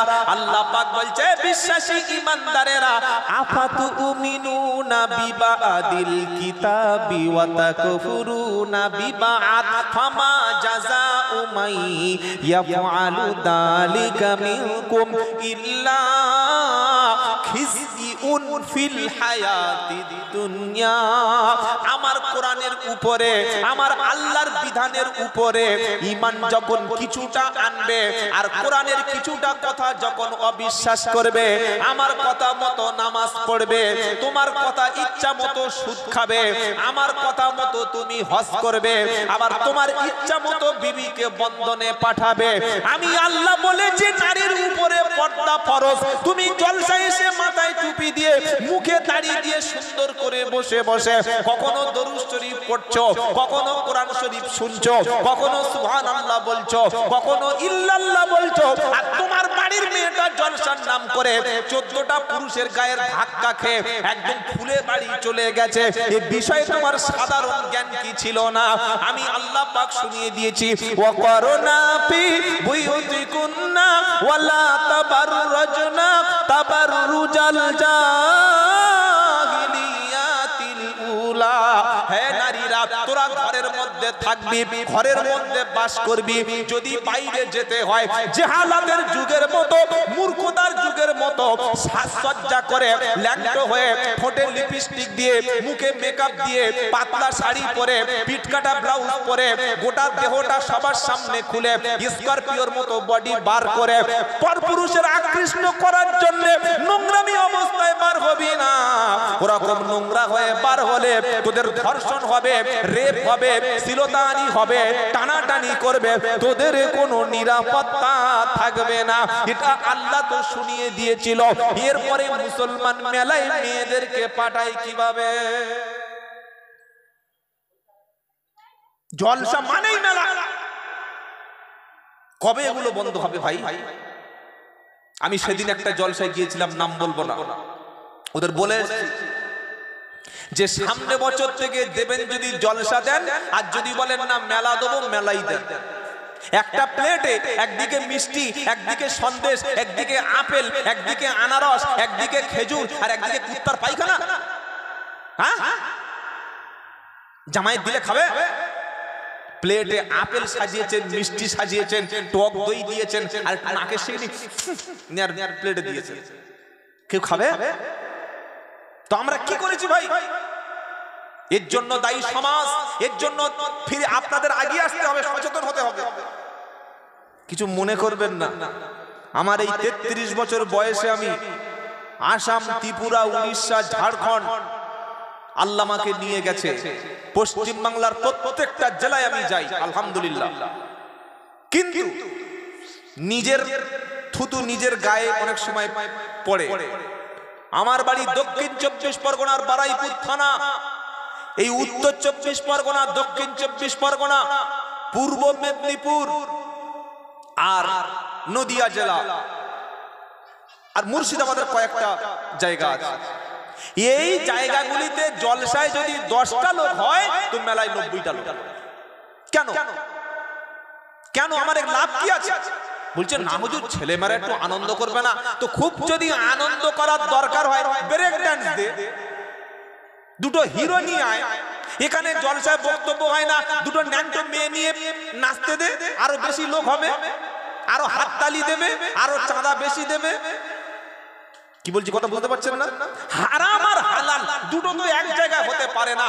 আলো এবং অন্ধকার দুটো তো আলাদা, সত্য এবং মিথ্যা দুটো তো আলাদা, শিক্ষা এবং অজ্ঞ এটা তো আলাদা, ঈমান এবং কুফর দুটো তো আলাদা, শিরক এবং তাওহীদ, সুন্নাত এবং বিদআত দুটো তো এক না। কেন চলবে? কে বলবে? কারা মানা করবে? আমরা বক্তারা মুখ খুলি না কেন যদি কমিটি টাকা না দেয়? আপনাদের এই উত্তর 24 পরগনা স্বরূপনগরে আমি বলেছিলাম গাড়ি ভেঙে দিচ্ছিল, বললাম দে ভাই দেখ ভাঙলে গাড়ি ভেঙে দে, কোনো অসুবিধা নাই, কিন্তু হারামের সঙ্গে হালাল চলবে কেন? এখানে আল্লাহওয়ালা ব্যক্তিরা আসছে, নামাজি ব্যক্তিরা আসছে, বলুন তো ভাই যদি মেলায় অতিরিক্ত হ্যাঁ দু চারটে কিতাবের দোকান, একটা দুটো চায়ের দোকান একটু খেলো আলাদা, অসুবিধা নাই। এত সুন্দর কোরআনের মজলিস দিয়ে যেভাবে মেয়েদেরকে ছেড়ে দিয়েছি 364 দিন, আমার বিবির পেটটা, আমার বিবির পিছন শরীরের অংশটা, আমার মেয়ের মাথার চুলটা, আমার আইব্রো, মেয়ের মুখটা পাড়ার কোন ছেলে দেখেছিল? কালকে পরশুদিন দেখেছিল? তাহলে ও তো জলসার উদ্দেশ্য করে ও দেখছে, জলসার উদ্দেশ্য করে জেনা করছে। জেনা খালে শরীর শরীরে মিলালে জেনা হয়? এগুলো বলার লোক খুব সমাজে কম, আর বললে সবাই হজম করতে পারে না। কি বুঝলেন? অনেক আলেম বলছে কিন্তু আমরা শুনছি না। হচ্ছে হোক, চলে আসি, এতদিন হয়েছে আর এখন হবে না। স্ট্রিক্টলি ভাবে রেস্ট্রিকশন করতে হবে, যুবকদেরকে আগিয়ে আসতে হবে। আমরা কোরআন শুনবো, মাদ্রাসার জলসা এসেছি, দিন শুনবো। আপনি কেন মেলা বসে এরকম নোংরামি গুলো করবেন? বলে চাঁদা দেন, চাঁদার দরকার নাই, রাখ। কেন ছড়া বক্তা দাওয়াত করবো? আমি সব জায়গায় বলি বক্তা কমান, জলসা হবে 12টা পর্যন্ত, সারা রাতের জলসার প্রয়োজন নাই, 13টা বক্তার দরকার নাই, দুটো বক্তা আনুন, 3 ঘন্টা করে সময় দিন, কোরআন হাদিসের কথা শুনুন, আল্লাহ ওয়ালাদের কথা শুনুন, সমাজ পাল্টে যাবে। এগুলো কেন করবেন? হকের উপরে থাকুন, দিনের উপরে থাকুন। এগুলো শুনলে হয়তো কমিটির লোক মনে করছে আমাদের বলছে, আল্লাহর কসম করে বলছি ভাই, কমিটির লোকেরা কি করবে? তাদের তো হাত পা বাঁধা। এমনও গ্রামের ছেঁচড় আছে, ইঁদুর আছে, বাঁদর আছে, যে ওর মেয়ে যদি জলসায় গিয়ে না লোকের সামনে নাচে, ও হারাম করে চাঁদা দেবে না, ও হারামি চাঁদাই দেবে না। ও বলবে মেলা বসাবি তো, তবে 500 দেবো, আর মেলা বসাবি না টাকা দেবো না। এরকম বলে না? বলে না? বলে না? তো মানুষ যখন জানোয়ার হয়ে যায় তখন তার ন্যাংটো হতে ভালো লাগে। জানোয়ার কোনোদিন প্যান্ট পরে? জানোয়ার কোনোদিন পেশাব করে পানি নেয়? জানোয়ারের লজ্জাস্থান ঢাকাটা ফরজ না? ওর আছে কি সবাইকে দেখাতে চায় আমি মুসলমান, আমি কোরআন মানি, আমি ঈমান মানি, আমি রাসূলকে মানি, আমি আল্লাহকে মানি। আমার বাড়ির মেয়ের গায়ে একজন ধাক্কা মারবে, আমার বউয়ের গায়ে একজন হাত দেবে, আমার ইয়ং মেয়েটার হাত ধরে একজন টেনে পাশে নিয়ে ফোন নাম্বার চাইবে, ওর চাইতে ইঁদুর মারা বিষ মুখে দিয়ে টেস্ট করে দেখা ভালো। আল্লাহ হেফাজত করে বলুন আমিন। তাই অনুরোধ করে বলছি ভাই, জলসা হোক বা না হোক এটা বড় কথা না, একটা মানুষ যদি সংশোধন হয় সেটাই সফলতা। আমি গ্রামের মানুষদেরকে চিন্তা করতে বলছি। এত সুন্দর কোরআনের মজলিস, 26 জন বাচ্চা হাফেজি পড়ছে, কোরআন শিখছে। আল্লাহ যদি কিয়ামতের দিন এই গ্রামের মানুষদেরকে ক্ষমা করতে চায়, এই কোরআন ওয়ালাদের রাসূল আল্লাহ ক্ষমা করে দেবে। জোরে বলুন সুবহানাল্লাহ। ক্ষমা করবে না? কি বুঝলেন? কোরআনের ওসিলায় আল্লাহ ক্ষমা করবে, যে তোরা এত সুন্দর একটা কোরআনের মজলিস, কোরআনের মাদ্রাসা কায়েম করেছিলিস। তাই কোরআন কি শোনাচ্ছে? পরিপূর্ণ ঈমান আনো, পরিপূর্ণ ঈমান আনো। হাফ ঈমান, হাফ বিশ্বাস কোরআনে থাকলে আর হাফ কথা কোরআনের না পারলে বেইজ্জত হবে, মান সম্মান যাবে, ল্যাংটা হতে হবে, অপমান হতে হবে, কোনো জায়গায় সম্মান পাবি না। সম্মান যদি আনতে চাও পরিপূর্ণ ইসলামের মধ্যে প্রবেশ করো। করব বলুন ইনশাআল্লাহ, বলুন ইনশাআল্লাহ। এই যে কোরআন আজকে আমরা শুনছি, যে কোরআন মাদ্রাসায় পাঠাচ্ছি, এই কোরআন আসার আগে, নবী আসার আগে আমাদের জাতির পিতা ইব্রাহিম নবী দোয়া করেছিলেন আল্লাহর কাছে। কি দোয়া? রব্বানা ওয়াবআস ফীহিম রাসূলাম মিনহুম ইয়াতলু আলাইহিম আয়াতিকা ওয়া ইউআল্লিমুহুমুল কিতাবা ওয়াল হিকমা والحكمة ويزكيهم إنك أنت العزيز হাকিম। পৃথিবীর বিভিন্ন নবীর বিভিন্ন দোয়া আছে। এটা প্রথম পারা 19 পৃষ্ঠা 5 নম্বর লাইনের 129 নম্বর আয়াত সূরা বাকারার দোয়া।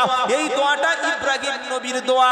তিনি দোয়া করেছিলেন, রব্বানা ওয়াবআস ফীহিম রাসূলাম মিনহুম। আয় আল্লাহ, আমি ইব্রাহিম নবী আপনার কাছে হাত তুলে দোয়া করছি, আল্লাহ আমার সন্তানদের মধ্য থেকে, আমার পরবর্তী বাচ্চাদের মধ্য থেকে এমন একজনকে রাসূল হিসাবে পাঠাবেন, এমন একজনকে নবী হিসাবে পাঠাবেন যে নবী রাসূলের মধ্যে চারটে গুণ থাকবে। কটা গুণ? জোরে বলেন। ইব্রাহিম নবী দোয়া করেছিলেন, আল্লাহ এমন একজনকে আমার বংশের মধ্য থেকে, আমার সন্তানদের মধ্য থেকে রাসূল হিসাবে পাঠান যে রাসূলের কাছে চারটা জিনিস থাকবে। কি কি? ইয়াতুলু আলাইহিম আয়াতিকা, যে রাসূল মানুষের কাছে আল্লাহর আয়াতগুলি তেলাওয়াত করে শোনাবে। ওয়াল হিকমাতা, যিনি হিকমতের কথা বলবে। ওয়া ইউআল্লিমুহুমুল কিতাবা, যিনি মানুষকে কিতাবের শিক্ষা দেবে। ওয়া ইউযাক্কিহিম, যিনি মানুষকে পরিষ্কার পরিচ্ছন্ন শেখাবে। মাদ্রাসা আছে যেখানে, পরিষ্কার পরিচ্ছন্ন আছে সেখানে, কোরআন আছে যেখানে, পাক হয় সেখানে, যতক্ষণ কোরআন পড়বে না, যতক্ষণ নামাজ পড়বে না, ওর মধ্যে পরিষ্কার পরিচ্ছন্ন কি এটা কখনো জানতে পারবে না। ইব্রাহিম নবীর দোয়া, আল্লাহ আমার সন্তানদের মধ্য থেকে এমন একজনকে নবী রাসূল করে পাঠান, চারটে জিনিস থাকবে। কোরআন পড়ে শোনাবে, হিকমতের শিক্ষা দেবে, জ্ঞান বিজ্ঞানের শিক্ষা দেবে, আর তিনি মানুষকে পরিষ্কার পরিচ্ছন্ন তাসকিয়া করবে, নফসের তাসকিয়া করবে, সাথে সাথে তার ঈমান পবিত্র করবে, আর মানুষের পোশাক পরিচ্ছন্ন, তার দেহর পবিত্র করবে। বলুন সুবহানাল্লাহ। দোয়া করেছিলেন ইব্রাহিম নবী। দোয়াটা কবুল করেছিলেন কে? আল্লাহ। কার জন্য? বিশ্ব নবীর জন্য। বিশ্ব নবীকে আল্লাহ বলছেন, এই বান্দা, তোমাদের কাছে আমি রাসূল পাঠিয়েছি, হাবিব পাঠিয়েছি, মুহাম্মদ সাল্লাল্লাহু আলাইহি ওয়াসাল্লাম পাঠিয়েছি, আর আমি দয়া করে, অনুগ্রহ করে আমি মুহাম্মদ সাল্লাল্লাহু আলাইহি ওয়াসাল্লামকে চারটি জিনিস দিয়েই পাঠিয়েছি। কটা? জোরে বলেন। হুয়াল্লাযী বাসা ফিল উম্মিয়িনা রাসূলাম মিনহুম ইয়াতলু আলাইহিম আয়াতিহি ওয়া ইউযাক্কিহিম ওয়া ইউআল্লিমুহুমুল কিতাবা ওয়াল হিকমা ওয়া ইন কানু মিন ক্বাবলু লাফি দালালিন মুবিন। 28 পারা সূরা জুমা দ্বিতীয় আয়াতে আল্লাহ বলছে, হুয়াল্লাযী বাসা ফিল উম্মিয়িনা রাসূলাম মিনহুম, উম্মিদের মধ্য থেকে, নিরক্ষর আরব সমাজের মধ্য থেকে, তাদের মধ্য থেকে আমি আল্লাহ এমন একজনকে রাসূল করে পাঠালাম, ইয়াতলু আলাইহিম আয়াতিহি, যে রাসূল তোমাদের কাছে গিয়ে আমার আয়াতগুলো তেলাওয়াত করে শোনাবে। জোরে বলেন। ওয়া ইউআল্লিমুহুমুল কিতাব, যে রাসূল কিতাবের শিক্ষা দেয়। ওয়াল হিকমাতা, যে রাসূল জ্ঞান বিজ্ঞানের শিক্ষা দেয়। ওয়া ইউযাক্কিহিম, আর যে রাসূল তোমাদেরকে পরিষ্কার পরিচ্ছন্ন পবিত্রতা শিক্ষা দেয়। সুবহানাল্লাহ বলেন। আবার আল্লাহ সূরা আল ইমরানে এই কথাটা বলছে, ঠিক এই কথা। কোন কথা? লাকাদ মান্নাল্লাহু আলাল মুমিনিনা ইদ বাসা ফীহিম রাসূলাম মিন আনফুসিহিম ইয়াতলু আলাইহিম আয়াতিহি ওয়া ইউযাক্কিহিম ওয়া ইউআল্লিমুহুমুল কিতাবা ওয়াল হিকমা ওয়া ইন কানু মিন ক্বাবলু লাফি দালালিন মুবিন।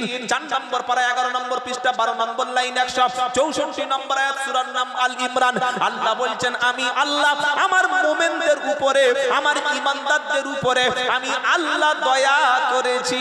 দয়াটা কি? তোমাদের মধ্য থেকে দয়া করে একজনকে রাসূল হিসাবে পাঠিয়েছি। ওই রাসূল তোমাদের কাছে গিয়ে ইয়াতুলু আলাইহিম আয়াতিহি, যে রাসূল তোমাদের কাছে আমার আয়াতগুলি, আমার কোরআন তেলাওয়াত করে শোনায়। ওয়া ইউযাক্কিহিম, যে রাসূল তোমাদের পরিষ্কার পরিচ্ছন্নতা শিক্ষা দেয়। ওয়া ইউআল্লিমুহুমুল কিতাব, যে রাসূল তোমাদের কিতাবের শিক্ষা দেয়। ওয়াল হিকমাতা, জ্ঞান বিজ্ঞানের শিক্ষা দেয়। ওয়া ইন কানু মিন ক্বাবলু লাফি দালালিন মুবিন। কোরআন আসার আগে তোমরা ছিলে গোমরা, তোমরা ছিলে বিভ্রান্ত, তোমরা ছিলে পথভ্রষ্ট। যে লোক কোরআন পড়ে না, ইসলাম জানে না, নামাজ জানে না, দিন জানে না, ও পানি নেয়? বলেন, ওর বগলের পশম, নাভির পশম পরিষ্কার করে, ও নখ কাটে, ও গোসল করে, ওযু কি জিনিস জানে? ইসলাম এসে ওযু শেখালো, পোশাক পরালো, নাপাক শেখালো, পাক শিক্ষা দিল, এটা নাপাক আর এটা পাক। মক্কার মানুষরা যখন ইসলাম আসেনি তখন স্ত্রীদের শরীর থেকে যে নাপাক রক্ত মেন্স পিরিয়ড হয়, এই সময় স্ত্রীদের গলায় ধাক্কা মেরে বাড়ির বাইরে বার করে উট আর ওই দুম্বার খোঁয়াড়ে গোয়ালে বেঁধে রাখত। এই তো শরীর থেকে এখন নাপাক রক্ত বার হচ্ছে, আমার বিছানায় থাকবি না, আমার ঘরে ঘুমাবি না, আমার প্লেটে খাবি না, আমার ঘরের মধ্যে থাকবি না, বেরো বেরো। দুম্বা, বকরি, উট তাদের গোয়ালে বেঁধে রাখত। ইসলাম এসে বলল, গো কেন? সে তো একটা নারী, তার কি ভুল আছে বলো? সৃষ্টিকর্তা তো এই সিস্টেম তাকেই দিয়ে পাঠিয়েছে। বিশ্ব নবী সাল্লাল্লাহু আলাইহি ওয়াসাল্লাম বললেন, নারীদের অপবিত্র অবস্থায় নামাজ চলবে না, কোরআন পড়া চলবে না, তারা তাওয়াফ করতে পারবে না, তারা রোজা করতে পারবে না, কিন্তু স্বামীর বিছানায় একসঙ্গে ঘুমাতে পারবে না কেন? তারা স্বামীর সঙ্গে একই প্লেটে খেতে পারবে না কেন? তাদের শরীর থেকে মেন্স হচ্ছে তা বলে তাদের ঘর থেকে বার করে দেবে কেন? ইসলাম এসে বলল, নারীর মর্যাদা দিয়ে ওকে গোয়াল ঘর থেকে টেনে কোলে তুলে নাও। আমাদের মা আম্মাজান আয়েশা সিদ্দিকা রাদিয়াল্লাহু তাআলা আনহা বলেছেন, আমার যখন মাসিক পিরিয়ড চলা অবস্থায়, নাপাকি অবস্থায়, বিশ্ব নবী সাল্লাল্লাহু আলাইহি ওয়াসাল্লাম কোলের উপরে মাথা দিয়ে আমি শুয়ে থাকতাম। সুবহানাল্লাহ বলে। ইসলাম এসে তোমাকে পোশাক শিক্ষা দিল, ইসলাম এসে তোমাকে পবিত্র করেছে। আপনি জানেন এটা চলছে নভেম্বর মাস, ডিসেম্বরের পরে জানুয়ারি। জানুয়ারি মাসে দেখবেন একটা মেলা হয়, সাগর মেলা। কি মেলা? সাগর মেলা। ওই মেলায় 25 থেকে 30 লক্ষ দর্শনার্থী আসে। আল্লাহ যদি কোনোদিন যাওয়ার দুর্ভাগ্য দেয়, সৌভাগ্য বলবো না, সাগর মেলায় যাওয়ার যদি দুর্ভাগ্য কোনোদিন দেয়, গিয়ে দেখবেন মাল মাথা থেকে পা পর্যন্ত পুরো কোনো জায়গায় এক টুকরা কাপড় নাই। এটাই তাদের ভদ্রতা। বগলের পশম, নাভির পশম, দাড়ি জট, দাড়ি গেরমেরে গেরমেরে এরকম কেটে রেখেছে, গোঁফ এইরকম, মাথার চুলে কত কোটি উকুন বাস করছে, তত কোটি লোক আপনাদের উত্তর 24 পরগনায় নাই। তারা পেশাব করে পানি নেয় না, পায়খানা করে পানি নেয় না, গোটা দেহে ছাই মাখে আর ল্যাংটা হয়ে তাদের মধ্যে যে মেশিন পার্ট যেগুলি আছে পুরুষাঙ্গ এরকম ক্যামেরার সামনে ঝুলিয়ে রেখেছে। মানুষ যাচ্ছে সেখানে টাচ করে বরকতের দোয়া নিচ্ছে। এটা দেখে এসে বলছি, আপনি গিয়েছেন নাকি? এখন আর যেতে হয়? কি আছে? কথা বলে না? হ্যাঁ, সব মালতে পাওয়া যায়। এটা দেখে আমি বলছি আলহামদুলিল্লাহ। আমার এই এলাকার কিছু ছেলে পুলিশ, ওরা ডিউটি গিয়েছিল, দেখি বলছে, হুজুর দেখছো? কি রে ভাই? বললে এখানে। বলে দেখো, মাথা থেকে পা পর্যন্ত পোশাক নাই, ছাই মেখে আছে, ওদের পুরুষাঙ্গে গুপ্তাঙ্গে নারীরা এসে এরকম হাত দিচ্ছে। আমি বললাম, এটা কেন? বললে বরকত দিচ্ছে। ছি ছি ছি ছি, আমি মুসলমান না হলে আমারও তো এই দশা হতো। কোনদিন শুনেছেন কোন মুফতি সাহেব, কোন পীর সাহেব, কোন ইমাম সাহেব আন্ডার প্যান্ট পরে মসজিদে জুমার দিন নামাজ পড়াচ্ছে? দেখেছেন কোন পীর সাহেব ল্যাংটো হয়ে জাইয়া পরে মুরিদদের মুরিদ করছে? করলে তাকে তো ঝাঁটা দিয়ে সবাই বলবে না, বলবে না। ইসলাম এসেছিল বলে আমি আমার শরীর ঢাকতে পেরেছি, আমার মা বোনদের হিজাব আছে, আমার মা বোনদের পর্দা আছে, আমার মাথায় টুপি উঠে উঠেছে, আমি দাড়ি রাখতে পেরেছি, আমি নাপাক হয়ে গেলে গোসল জিনিসটা কি এটা আমাকে কেউ শিক্ষা দিত না। যদি কোরআনের মাদ্রাসা আমাদের গ্রামে না থাকতো, আলেম ওলামাদের আল্লাহ যদি না পাঠাতো, আপনারা কি বলছেন বলে? আমি হারাম জানতাম না, সুদ জানতাম না, জেনা ব্যভিচার জানতাম না, নারী ধরে টানাটানি করতাম, কার মা কার খালা কার চাচি কার নানি কার পিসি কার মাসি কার ভাবি দেখার দরকার নাই, নারী হলে চালাও। ইসলাম এসে বলে দিল 14 রকম নারী তোমাদের হারাম করে দেয়া হয়েছে। দুটো বোনকে একসাথে বিয়ে করতে হারাম করা হয়েছে।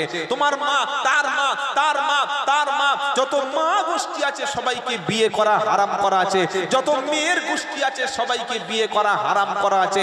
তোমার শাশুড়িকে বিয়ে করা হারাম করে দিয়েছি, তোমার নিজের বোনকে বিয়ে করা হারাম করে দিয়েছি, তোমার নিজের মেয়েকে বিয়ে করা হারাম করে দিয়েছি। তা না হলে কোরআন না আসলে কার মা কার চাচির দেখার দরকার নাই, মা এবং মেয়ে দুজনেই চালিয়ে দিত। কথা বুঝেছেন বাবাজি? তো আল্লাহ পাক তাই শোনাচ্ছে, ইসলাম এসে তোমাদের পরিষ্কার করে দিয়েছে। আপনি মাদ্রাসায় আসুন, কোরআনের কাছে আসুন, আগে তোমাকে শিক্ষা দেবে ওযু করতে হবে। আগে কি শিক্ষা দেবে? ওযু করো, গোসল করো। কারণ কোরআন পড়ার আগে পবিত্র না হলে হাত দেওয়া লা ইয়ামাসসুহু ইল্লাল মুতাহহারুন। 27 পারা 16 পৃষ্ঠা প্রথম লাইনের 79 নম্বর আয়াত, সূরার নাম ওয়াকিয়া। আল্লাহ পাক বলছে, যতক্ষণ পবিত্র হবে না, পরিষ্কার হবে না, পরিচ্ছন্ন যতক্ষণ হবে না, ততক্ষণ কোরআনুল কারীমে যেন কোনোভাবে টাচ করো না। পরিষ্কার হয়ে গেলাম, পবিত্র হয়ে গেলাম, এবার আমি কোরআন পড়বো। রব্বানা, আল্লাহ বলছে, কোরআন যখন তুমি পড়বে, তুমি মাদ্রাসায় এসে শিক্ষা নাও, পরিষ্কার পবিত্র পরিচ্ছন্ন হয়েছো, কোরআন ধরবে, কোন দিক থেকে পড়বে? পৃথিবীর যত বই আছে সব বইগুলো পড়ার জন্য বাম দিক থেকে ডান দিকে পৃষ্ঠা উল্টে উল্টে আসতে হয়। আমি আল্লাহ বললাম, আমি আল্লাহ, আমি হলাম ডান দিকের ডানপন্থী, ইসলাম হলো ডানপন্থী, নবীরা হলো ডানপন্থী, কোরআন হলো ডানপন্থী, আল্লাহ ওয়ালারা হলো ডানপন্থী, আর ডানপন্থী যারা তারাই হলো জান্নাতি। জোরে বলেন মা আসহাবাল মাইমানা।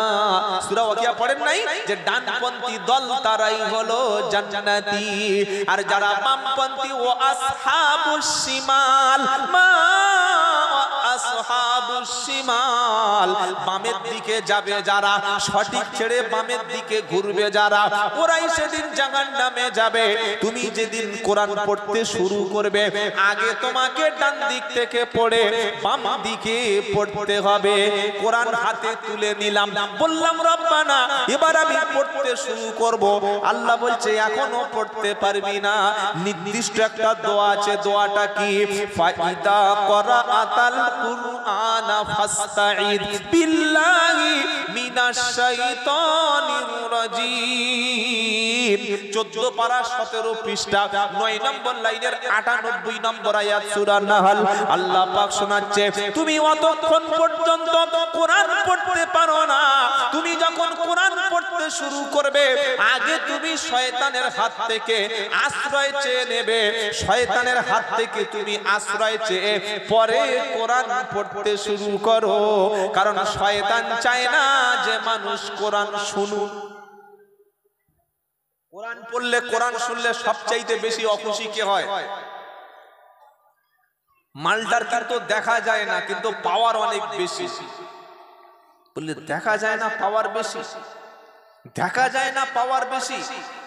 করোনা ভাইরাস দেখেছিলেন 2020 সালে? অক্সিজেন দেখা যায়, অক্সিজেন ছাড়া মানুষ বাঁচে না। শয়তান সরাসরি সামনাসামনি ফেস টু ফেস হিট করে না, কিন্তু হারাম করার পাওয়ার বেশি। কি বুঝলেন? তো আল্লাহ বলছে, কোরআন পড়ার আগে তুমি শয়তানের হাত থেকে পানাহ চেয়ে দাও। শয়তানের হাত থেকে পানাহ চেয়ে নিলাম, এবার আমি কোরআন পড়তে শুরু করব। আল্লাহর নবী বলেন, মান করা আল কুরআনা ওয়া আমিলা বিমা ফিহি উলবিসা ওয়ালিদাহু তাজান ইয়াউমাল কিয়ামা। কিয়ামতের দিন আল্লাহ তাআলা একদল মানুষের মাথায় নূরের টুপি পরিয়ে দেবে। জোরে বলে নূরের টুপি, সব কাঠের টুপি না। কিছু কিছু লোক মসজিদে গিয়ে টুপি আছে, টুপি আছে, টুপি আছে, তো ওই প্লাস্টিকের টুপি দেয় না, মানে যেগুলো সবজি টবজি মানে ধোয়ার জন্য, যে আপনার কি বলে ঝুড়ি, আমাদের বারাইপুরে বলে চুবড়ি, চুবড়ি তো প্লাস্টিকের চুবড়ি মসজিদের কোণে ছিল, তুলে ঝেড়ে মাথায় দিয়েছে, আর যেই সেজদায় গিয়েছে উল্টে কাল লুঙ্গির মধ্যে ঢুকে খুঁজে পায়, উঠে বলছে মালটা গেল গেল। ওই টুপি ওই পোশাক পরে নামাজ পড়া মাকরুহ, যে পোশাকটা পরে সমাজের কাছে যেতে লজ্জা লাগে। কাঠের টুপি, প্লাস্টিকের টুপি পরে বিয়ে বাড়ি বললে কেউ যাবে? যাবে না। এজন্য ইসলাম বলছে নামাজের আগে তুমি পরিপূর্ণ প্রিপারেশন নাও, পোশাকটা পবিত্র করো। কথা মনে থাকবে ইনশাআল্লাহ। যখন আমি সুন্দর করে কোরআন পড়তে শুরু করলাম, নবী বললেন কিয়ামতের দিন আল্লাহ এক শ্রেণীর ব্যক্তির মাথায় আরশের সামনে সেদিন আল্লাহ নূরের টুপিটা পরিয়ে দেবে, যে টুপির এত জ্যোতি হবে, এত লাইট, এত আলো হবে, গোটা উত্তর 24 পরগনা না, গোটা পৃথিবীর মানুষ সেদিন তার দিকে তাকিয়ে থাকবে। আল্লাহ কি ফুরফুরার মুরিদ, আজান গাছি, কাদিয়া, চিশতিয়া, দেওবন্দি, তাবলিগি, হানাফি, হাম্বলি, গোল মুজাহাব, লম্বা মুজাহাব, আহলে হাদিস, বেরিলি, কোন সিলসিলার লোক এর মাথায় নূরের টুপি কেন এলো? আল্লাহ বলবেন এই হচ্ছে সে যার ছেলেকে, যার মেয়েকে কোরআন শিক্ষা দিয়েছিল, মাদ্রাসায় পাঠিয়েছিল, দ্বীনের শিক্ষা করেছিল, দ্বীন হেফাজত করেছিল, যে কোরআনওয়ালার আব্বা এবং আম্মা হলো এ। তাই আমি আল্লাহ হাফেজের আব্বার মাথায়, আলেমের আব্বার মাথায়, কোরআনওয়ালার পিতা মাতার মাথায় আরশের তলায়, আরশের সামনে নূরের টুপি দিয়েছি। সুবহানাল্লাহ বলবেন নাকি বচনই পরে বলবেন? আজকের হাফেজ পাবে কাপড়ের টুপি, হাফেজ পাবে দুনিয়ায় কাপড়ের পাগড়ি, আর হাফেজের আব্বা আম্মা আরশের সামনে পাবে নূরের পাগড়ি। জোরে বলেন। যারা বলছে মাদ্রাসা চালিয়ে কি হবে, হাফেজ করে কি হবে, আলেম করে কি হবে, এই বাবাজিরা, আল্লাহ ওয়ালা ভাইরা, মাদ্রাসা যখন থাকবে না ইসলাম তখন থাকবে না, মাদ্রাসা যখন থাকবে না ইসলাম তখন শেষ হবে।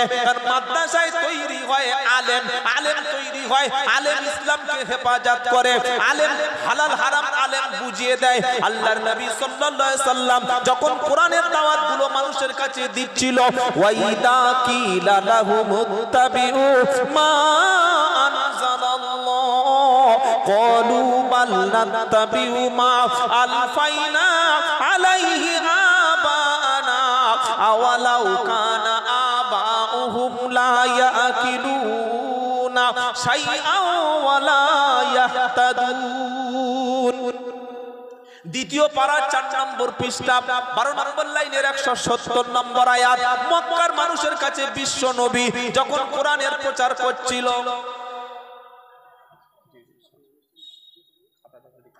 মক্কার মানুষের কাছে বিশ্ব নবী যখন কোরআনের বাণীর প্রচার করছিল, নবী কিন্তু নিজেকে নবী আল্লাহর দিকে মানুষকে আসতে বলেছে। মক্কার মানুষগুলো বলল, মুহাম্মাদের কথা মানবো কেন, আল্লাহর কথা শুনবো কেন, বাপ যা করেছে, দাদা যা করেছে, 14 পুরুষ যা করেছে তাই করব। যুক্তি দেখছেন? মক্কার জাহিলদের যুক্তি দেখুন। নবী বলছেন আল্লাহ যা নাজিল করেছে, কোরআনে যা এসেছে মেনে নাও, আর মক্কার লোকেরা বলছে বাপ দাদা যা করেছে তাই করি। যুক্তি কি? বাপ দাদা। আজও প্রচুর মানুষ আছে, যদি বলি ভাই একটু কোরআনটা পড়ো, নবীর জীবনীটা একটু পড়ো, এতদিন তো ভুলভাল আমল করে এসছে, একটু আমলটা এই বেশি বকবি না, বড় আলে হয়ে গেছিস, আমার বাপ ভুল করেছে, আমার মা ভুল করেছে, আমার দাদু ভুল করেছে। ভাই বাপ দাদা কি ভুল করতে পারে না? বললে বাপ দাদা ভুল করতে পারে? ইব্রাহিম নবী জন্মগ্রহণ করে পৃথিবীতে এসে তিনি দেখছেন তার বাপ মূর্তির নির্মাণ করছে। কোন নবী?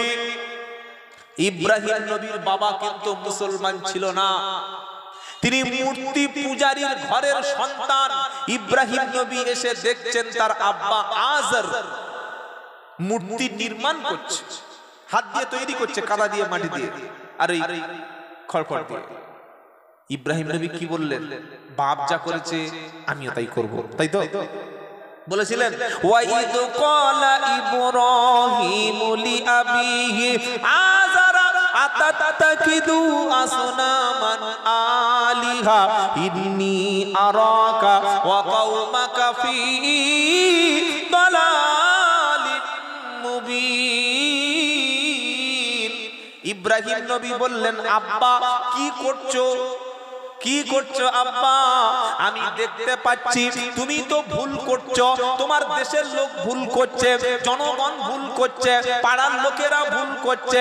আমি আমার জ্ঞানে, ইসলামের জ্ঞানে, দ্বীনের জ্ঞানে দেখতে পাচ্ছি তুমি প্রকাশ্য গোমরাহ, তুমি ভুল পথে আছো।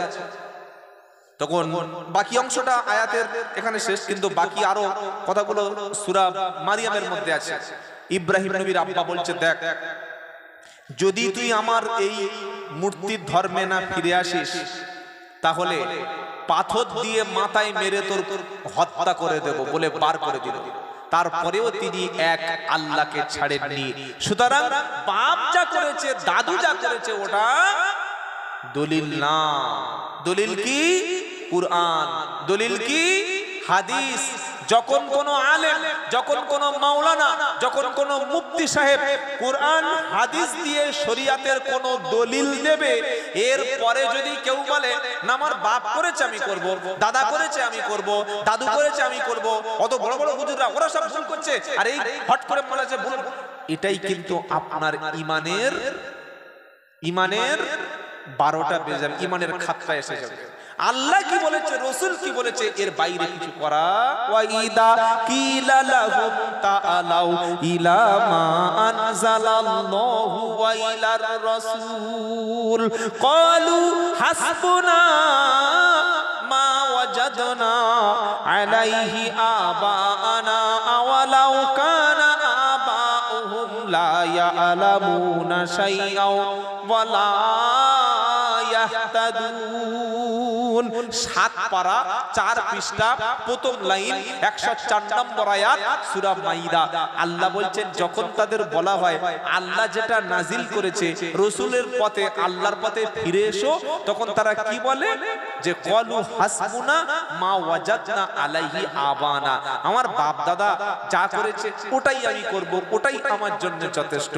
আল্লাহ বলছেন আবাউহুম লা ইয়ালামুনা শাইআ ওয়া লা ইয়াহতাদুন, তোমার বাপ দাদা যদি তারা না জানে, না বুঝে করে, হেদায়েতের উপরে নাও যদি থাকে, তুমিও তাই করবে। আমরা সকলে ইসলাম মেনে চলবো, বলি ইনশাআল্লাহ, বলি ইনশাআল্লাহ। বাবাজিরা, আল্লাহওয়ালা ভাইরা, তাহলে কোরআনের মর্যাদায় কত মানুষ আল্লাহ সম্মান বাড়িয়ে দিয়েছে। এবার এই যে ছোট্ট ছোট্ট বাচ্চা ইতিমগুলি এখানে পড়াশোনা করে, এদের সম্পর্কে একটা দুটো কথা শুনেন। কিয়ামতের দিন আল্লাহর পক্ষ থেকে নূরের টুপি কারা পাবে? নূরের পাগড়ি কারা পাবে? যাদের সন্তানদের ভালোবেসে কোরআনের মাদ্রাসায় পাঠিয়ে দ্বীনের চর্চা করিয়ে হাফেজ এবং আলেম করতে পেরেছে, যারা কিয়ামতের দিন আল্লাহ রাব্বুল আলামিন তাদের বাপ মায়ের মাথায় নূরের পোশাক, নূরের টুপি পরিয়ে দেবে। জোরে বলুন সুবহানাল্লাহ। আমি প্রথমে যে আয়াত দিয়ে শুরু করেছিলাম, আল্লাহ বলছেন কোরআন নাজিল করেছি আমি, আর এটার হেফাজত করার দায়িত্ব আমার। কাদের দিয়ে কোরআন হেফাজত হবে? হাফেজদের দ্বারা। কাদের দিয়ে বলেন? জোরে বলেন। যদি আগুন লেগে ধ্বংস হয় পৃথিবীর সব বইয়ের দোকান, তবু বিশ্ব থেকে হারাবে না পবিত্র কোরআন। একবার সুবহানাল্লাহ বলুন। সারা জীবন বক্তা বলে দিলে তবে বলবেন, নিজেদের বলার আর কোনো ইচ্ছা ছিল? হুজুর বলছেন জোরে বলো। কালকের হুগলি ছিলাম, একটা বক্তা, নাম বলবো না, তুকবির দেওয়ার সময় এত জোরে খিজে উঠেছে, না কি হচ্ছে রে? ইসলাম কি কোনো ফালতু বেকার ভ্যালুলেস ধর্ম? দুটো একটা বক্তা মাঝে মাঝে এত জোরে চিল্লে ওঠে, আমার মনে হয় স্টেজে একটা করে ইএনটির গলার ডাক্তার আর একটা হার্টের ডাক্তার রাখা দরকার, যে কোনো মধ্যে হার্টের ডাক্তার। সিম্পল ভাবে কথা বললে হয়, কি হয়েছে? চিল্লাচ্ছি কেন? চিল্লানোর কি দরকার? মানুষ কি কালা না মাইকে শব্দ? পাড়ায় কারা চিল্লায় বলুন তো এসে? জানেন? ফেরিওয়ালা। কারা চিল্লায়? যেটা বল, ফেরিওয়ালা।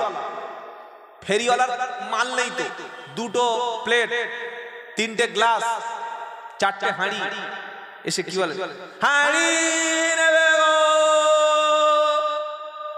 গিয়ে দেখছে, বলছে ওই 2 কেজি চালের মাল আছে। বলছে আমি বলেছি 2 কেজি চালের মাল, ছোট গ্লাস আছে, গ্লাস বলে না না কিছু। চিল্লাচ্ছিস কেন? কিন্তু যাদের বড় বড় গোডাউন আছে, পিপা বাজার না কি বাজার, পিপা বাজার, দেখবেন বড় বড় গোডাউন আছে, ভেবিয়া চৌমাথা চলে যাবে, মুরারিসা চলে যাবে, বসিরহাটে চলে যাবে। যাদের দোকানে লাখ লাখ টাকার মাল আছে, ওরা চিল্লায়? ওরা কোনদিন ডাকে? ভাই মাল আছে, নিবি তো নে, তা না হলে আমার চিল্লানোর দরকার নাই। যার প্রয়োজন হবে সে এমনিতে নেবে। তো বাজারে হকারি বক্তারা চিল্লায়, হকা কিছু নাই, ধনুষ্টঙ্গ বাবাজিরা, আল্লাহওয়ালা ভাইরা, আমরা কি চাই আখেরাতে আমার মাথায় নূরের টুপিটা উঠুক? চাই ইনশাআল্লাহ। এই চাই ইনশাআল্লাহ। নূরের টুপি যদি মাথায় তুলতে হয়, তাহলে হাফেজ এবং আলেমের আব্বা হব ইনশাআল্লাহ। বলেন হাফেজ এবং আলেমের আব্বা হব, বলুন ইনশাআল্লাহ। আল্লাহর নবী বলছেন কিয়ামতের দিন আল্লাহ বলবে হাফেজে কোরআন, তুই কোরআন পড় আর উপরের দিকে ওঠ। সুবহানাল্লাহ, কোরআন পড়, উপরের দিকে ওঠ। হাফেজ কোরআন পড়তে শুরু করবে, প্রথম সূরা, দ্বিতীয় সূরা, 114টা সূরা পড়বে, একটা আয়াত পড়বে, হাফেজ উপরের দিকে উঠতে শুরু করবে। আমার আল্লাহ বলবেন হাফেজ তুমি যত দূর পড়বে, যেখানে গিয়ে থামবে, ওই জায়গাটা আমি আল্লাহ ওই জায়গায় তোমার বাসস্থান বানিয়ে দেব। সুবহানাল্লাহ। হাফেজ বলবে রব্বানা, যে হুজুর আমাকে কোরআন শিখিয়েছিল, যারা মাদ্রাসায় চাঁদা দিয়ে কোরআন শিখিয়েছিল, যে মানুষ আমাকে ভালোবেসেছিল, যারা কোরআন, আমি হাফেজ হয়েছি, আমি গাছ থেকে তো পড়ি নাই, আমার আব্বা জন্ম দিয়েছিল, আমার মা আমাকে গর্ভে ধারণ করেছিল। রব্বানা, আব্বা এবং আম্মা আজকের কোথায় গেল? আমি একা একা জান্নাতে যাব না। আল্লাহ বলবে হাফেজ রে, তোমার সিনার মধ্যে আমার কোরআন তুমি সংরক্ষণ করেছিলে, আমি আল্লাহ তোমাকে অনুমতি দিলাম 10 জন ব্যক্তি সম্পর্কে তুমি সুপারিশ করো। 10 জন ব্যক্তি সম্পর্কে তুমি, এখানে এত কথা বলছো কেন বাবা? অনেক কথা হচ্ছে, আমি বুঝতে পারছি। আল্লাহ বলবে হাফেজে কোরআন 10 জন ব্যক্তি সম্পর্কে তুমি সুপারিশ করো। তুমি একবার বলো, তুমি একবার ইন্ডিকেট করো, তুমি একবার চিহ্নিত করো, চিনিয়ে দাও যে আল্লাহ এই 10 জন না হলে আমি জান্নাতে যাব না। এই 10 জন আমার হাফেজ হওয়ার পিছনে অনুমতি দিয়েছিল, এই 10টা ব্যক্তি আমার পিছনে সহযোগিতা করেছিল। আমি আল্লাহ ওই 10 জন ব্যক্তি যদি জাহান্নামীও হয়ে থাকে, আমি আল্লাহ হাফেজের সুপারিশে, তোমার সুপারিশে জান্নাতি বানাবো। নারায়ে তাকবীর। কজন? জোরে বলেন কজন? 10 জন। এগুলো গল্প করছে কি? হাদিস। 10 জন ব্যক্তিকে হাফেজ চিনিয়ে দেবে। প্রথম বলবে আল্লাহ আগে আমার আব্বার দাও, আগে আমার আম্মার দাও, তারপরে আমার শিক্ষককে দাও। আমি হাফেজ হতে গিয়েছিলাম, পকেটে টাকা ছিল না, আমাকে পড়ানোর পিছনে যে মানুষ টাকা খরচ করেছিল, যে মানুষ তার জায়গা দিয়েছিল, যে একটা কোরআন কিনে দিয়েছিল, যে একটা পোশাক কিনে দিয়েছিল, হয়তো গরিব মানুষ, হয়তো মুসলমান, কিন্তু নিজের ছেলেকে কোরআন শিক্ষা দিতে পারেনি, বাইরে থেকে শিখতে এসেছিলাম কোরআনকে ভালোবেসে, দ্বীনকে ভালোবেসে, ইসলামকে ভালোবেসে হাফেজের সাথে জান্নাতি হবে বলে কিছু টাকা দিয়ে সহযোগিতা করেছিল যারা, ওই ব্যক্তিকেও আমার সাথেই দিতে হবে। আল্লাহ বলবে আমি বলেছি তো বলেছি, তোকে সম্পূর্ণ বাছাই করার মতো আমি ক্ষমতা দিলাম। 10টা ব্যক্তিকে বেছে নে, বেছে নে, 10টা ব্যক্তিকে চয়েস করে নে, তুই যাকে যাকে চুজ করবি আমি আল্লাহ ওই 10 জন জাহান্নামী হলেও কোরআনের সুপারিশে জান্নাতি বানিয়ে দেব। কজন ব্যক্তি, কত বড় সৌভাগ্যবান জানেন যাদের ছেলে হাফেজ আর আলেম হতে পারে। এরা তো দ্বীন টিকিয়ে রেখেছে ভাই। এখান থেকে মক্কা শরীফ মদিনা শরীফের দূরত্ব প্রায় 8,500 কিলোমিটার। মক্কার কোরআন, মাশাআল্লাহ মাশাআল্লাহ, কি নাম বাবা? ইউসুফ, বাহ মাশাআল্লাহ, নারায়ে তাকবীর। ছোট বাচ্চা ইউসুফ গাজী, আহা, আলেম হাফেজদের দেখলে চেহারা পাল্টে যায়। সুবহানাল্লাহ।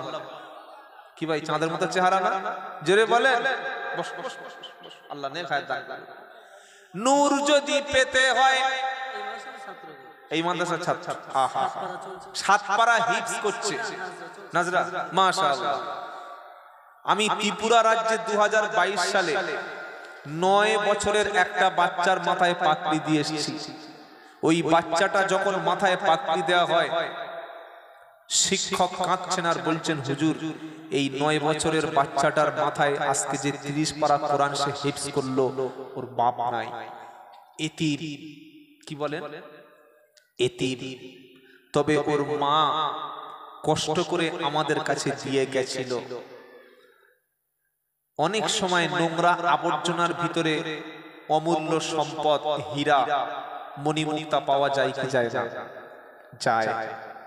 ওই এতিম বাচ্চাটা আমাদের কাছে যখন ভর্তি করে দিয়ে যায়, আমরা ওকে সোনা মনে করে লালন পালন করেছিলাম।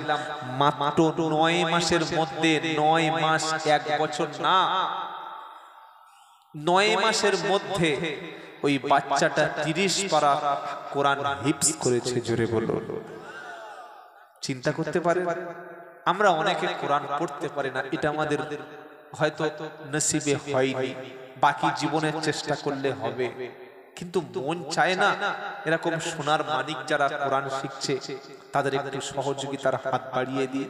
ছোট ছোট বাচ্চা ইউসুফ ক্যাশ 500 টাকা দিয়েছে। ওগো আল্লাহ, আমি গুনাহগার, আমি অপরাধী, সবার থেকে জ্ঞানে গুণে বয়সে ইলমে আমলে ছোট। আমি দোয়া করি আল্লাহ ছোট বাচ্চা ইউসুফকে নবী ইউসুফের মতো চরিত্রবান বানিয়ে হাফেজে কোরআন বানিয়ে দিও। আমিন বলেন, বলেন আল্লাহুম্মা আমিন। কয়টা ব্যক্তিকে হাফেজ জান্নাতে নিতে পারবে? জোরে বলেন। 10 জন। কাদের নেবে? জাহান্নামী 10 জন। কোন জাহান্নামী? আল্লাহ হিসাবে ফয়সালায় যাদের জাহান্নামী ঘোষণা করে দিয়েছিল। কি করে দিয়েছিল বলেন? জোরে বলেন। ঘোষণা। অনেকে বলবে হুজুর আপনি মনে হচ্ছে নেশা পেশা করেন নাকি? আল্লাহ জাহান্নামী ঘোষণা করে দিলে ও আর কোনোদিন জান্নাতে আসে? এই বাবাজিরা, আল্লাহ ভাইরা, মাধ্যমিক পরীক্ষা দিয়েছে, পরীক্ষার খাতা হাতে এসেছে, আসার পরে দেখছে ম্যাথমেটিক্সের নাম্বার প্রায় 30, পরীক্ষা দিয়েছে 12 পেয়েছে। সায়েন্সে 35 এর মতো উত্তর দিয়েছে, 17 এসছে।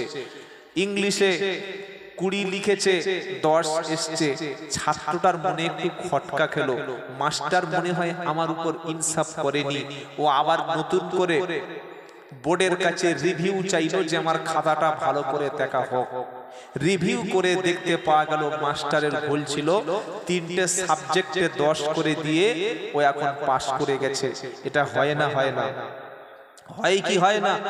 বাবাজিরা, আল্লাহ ভাইরা, আল্লাহ জাহান্নামী ঘোষণা করে দিয়েছে তার আমলের কারণে, কিন্তু তার একটা সুযোগ ছিল, দুনিয়াতে সে হাফেজের সঙ্গে সম্পর্ক রেখেছিল, কোরআনকে ভালোবেসে মাদ্রাসার সঙ্গে সম্পর্ক রেখেছিল। বিশ্ব নবী সাল্লাল্লাহু আলাইহি সাল্লামকে দেখেনি, নবীকে চোখে দেখেনি, কিন্তু আমার নবী ছিলেন ইতিম নবী, বিশ্ব নবী। ওই নবীর মহব্বতে, রাসূলের ভালোবাসায় কোরআনের মজলিসে এসে 10 জন জান্নাতি যেতে চায়, ওই 10 জনের মধ্যে নাম লেখানোর সৌভাগ্য হয়েছিল ছোট ছোট বাচ্চা ছেলে। আপনি তো ফজরের নামাজে হয়তো উঠতে পারেন না, অথবা ওঠেন ফজরের সময়, আজান হয়ে যাওয়ার পরে একবার ফজরের সময় মাদ্রাসায় এসে দেখবেন আজান হয়ে যাওয়ার আধ ঘন্টা আগে ছোট ছোট বাচ্চা ছেলেরা ঘুম থেকে উঠে ওযু করে পবিত্র হয়ে আগে কোরআন নিয়ে প্রথমে সূরা ইয়াসিন শরীফ পড়ে। আর আপনার মা বাপ 14 পুরুষ যারা কবরে চলে গেছে, যারা কবরে মাটির সঙ্গে মিশে গেছে, এসে জিজ্ঞাসা করে দেখবেন ফজরের নামাজের পরে ইয়াসিন পড়ে প্রত্যেকটা ছেলের শিক্ষকেরা দোয়া করে, আল্লাহ উম্মতে মুহাম্মাদি, মুমিন মুমিনাত গ্রামবাসী, এই গ্রামের প্রত্যেকটি মাইয়েতের রূহের উপরে সওয়াব পৌঁছে দাও, আর যারা কবরে চলে গেছে তাদের প্রত্যেকের কবরের আযাবটা হালকা করে দাও। আপনি হয়তো টাকা দেননি, কিন্তু মাদ্রাসা আপনার গ্রামে থাকার কারণে এই সওয়াবটা আপনার আব্বা এবং আম্মা শুয়ে শুয়ে পাচ্ছে। একবার জোরে হবে না সুবহানাল্লাহ? এই দোয়া হয় তো ফজরের পরে? দোয়া হয় কি হয় না? জিজ্ঞাসা করেন, দেখ, এটা মাদ্রাসায় যারা পড়ে তারা জানে। আমরা মনে করি 3000 টাকার মিলাদ দেব, 4000 টাকার হুজুর আনবো, 20000 টাকার পীর সাহেবের একবার দোয়া করে দিলে 14 গোষ্ঠীকে জান্নাত পাঠিয়ে দেবে। না ভাই, যদি জান্নাতি হতে হয় কোরআন ওয়ালাদের সাথে, মাদ্রাসা ওয়ালাদের সাথে সম্পর্ক রাখবে। তো একটা হাফেজ, আজকে পালি নেবে কজন? একজন হাফেজ সাহেব, একটা হাফেজ, মাশাআল্লাহ মাশাআল্লাহ, হাফেজদের চেহারার দিকে দেখুন, জান ঠান্ডা হয়ে যাবে। আপনি নামাজ পড়ুন, আপনি কোরআন পড়ুন, আল্লাহর কসম আমি আব্দুল্লাহ জুবায়ের বলছি, আপনি রীতিমতো যদি নামাজটা পড়েন, ওযুটা করেন,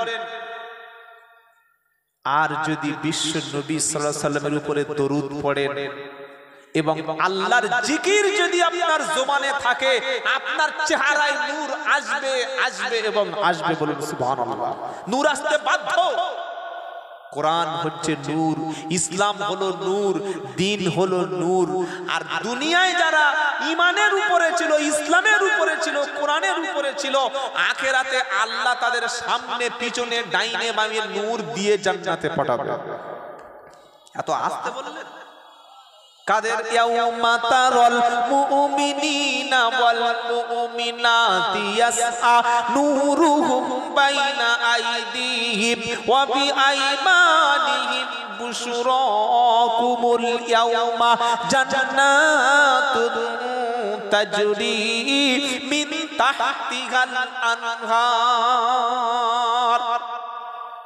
সূরা হাদীদ 18 নম্বর পৃষ্ঠার একদম 12 নম্বর আয়াত 3 নম্বর লাইনে আল্লাহ পাক সাফ শুনিয়ে দিচ্ছে, কিয়ামতের দিন ঈমানদার মুমিন বান্দাদের সামনে পিছনে চতুর্দিকে নূর দেব, নূর দেব, আর ওই নূরে আলোকিত হয়ে যাবে, আর আমি আল্লাহ তাদেরকে জান্নাতের সুসংবাদ দেব। বলুন সুবহানাল্লাহ। একটা হাফেজে কোরআন 10 জন ব্যক্তিকে জান্নাতে নিয়ে যাবে। জাহান্নামী ফয়সালা হয়ে যাওয়ার পর প্রথম নেবে আব্বা মা, উস্তাদকে সাথে নেবে, যারা তার সহযোগিতা করেছিল। কাকে নেবে? সে দুনিয়াতে তার পাশে সাহায্যের হাত বাড়িয়ে দিয়েছিল। সে বাপ হয়েছে, মা হয়েছে, উস্তাদ হয়েছে, যে একটা পোশাক কিনে দিয়েছিল, সে মোটামুটি 4-5 জন হয়ে গেছে। আল্লাহ বলবে, তোর ভ্যাকান্সি খালি আছে নাকি? হাফেজ বলতো, আল্লাহ 5 জনকে পাচ্ছি, আর তো দেখতে পাচ্ছি না।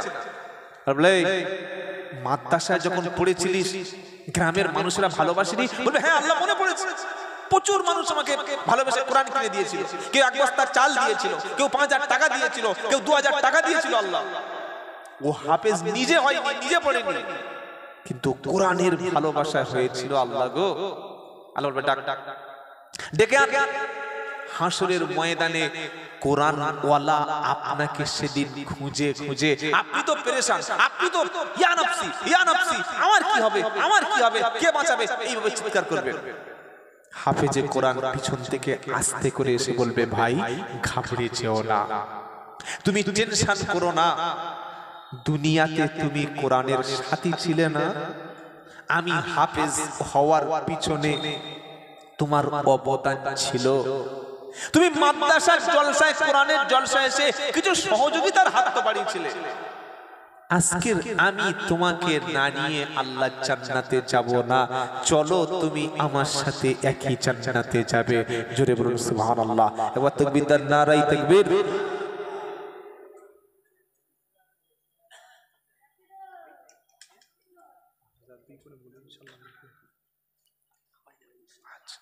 কটা মানুষ জান্নাতে একটা হাফেজের সঙ্গে যাবে?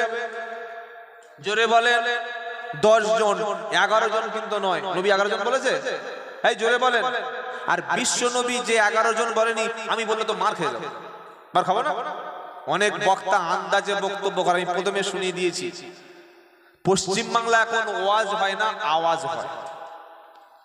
বক্তার মধ্যে প্রচুর জাল কথাবার্তা বলে। কি বক্তা অনেক, সেটা এখন বলবো না, মাদ্রাসার প্রোগ্রাম, খালি 10টা মানুষ তৈরি হন, একটা হাফেজে কোরআনের সাথে আমরা 10 জন যেতে চাই। 10 জন যেতে চাই। কজন? একটু জোরে বলেন। 10 জন যেতে চাই। যেতে চাইলে একটু সহযোগিতার হাতটা বাড়িয়ে দিতে চাই। 2টি করে 1000 টাকা, 2টি করে 1000 টাকা, বেশি চাইবো না। কত টাকা সন্ধ্যা থেকে উড়িয়ে দিয়েছি, বাড়িতে আত্মীয় স্বজন এসছে, 5000 টাকার মাংস কিনে এনেছে, রান্না করে দিয়েছি। 2টি করে 1000 টাকা, 10 জন জান্নাতি ব্যক্তি হাফেজে কোরআনের সাথে হতে চান। প্রথম নম্বরে কে আছেন দেখি, ফাঁস হাত তুলুন। কত? মাশাআল্লাহ। আচ্ছা আচ্ছা, হাফেজ উবাইদুর রহমান মাদ্রাসার ডিরেক্টর, তিনি বললেন ইনশাআল্লাহ হাফেজে কোরআন যেদিন যাবে তার সঙ্গে আমিও সহযোগী হব। প্রথম নম্বরে হাফেজ উবাইদুর রহমান, নারায়ে তাকবীর। দ্বিতীয় নম্বরে এখানে আছেন নাকি? কে? মাশাআল্লাহ, নারায়ে তাকবীর। হাজী আলহাজ তরিকুল ইসলাম সাহেব, দ্বিতীয় নম্বরে 2000 টাকা, নারায়ে তাকবীর। তৃতীয় নম্বরে হাজী শহীদুল ইসলাম, তিনিও বললেন ইনশাআল্লাহ 3 নম্বরে আমার নামটা লেখাতে চাই, আমিও হাফেজে কোরআনের সাথে আল্লাহ জান্নাতে যেতে চাই। না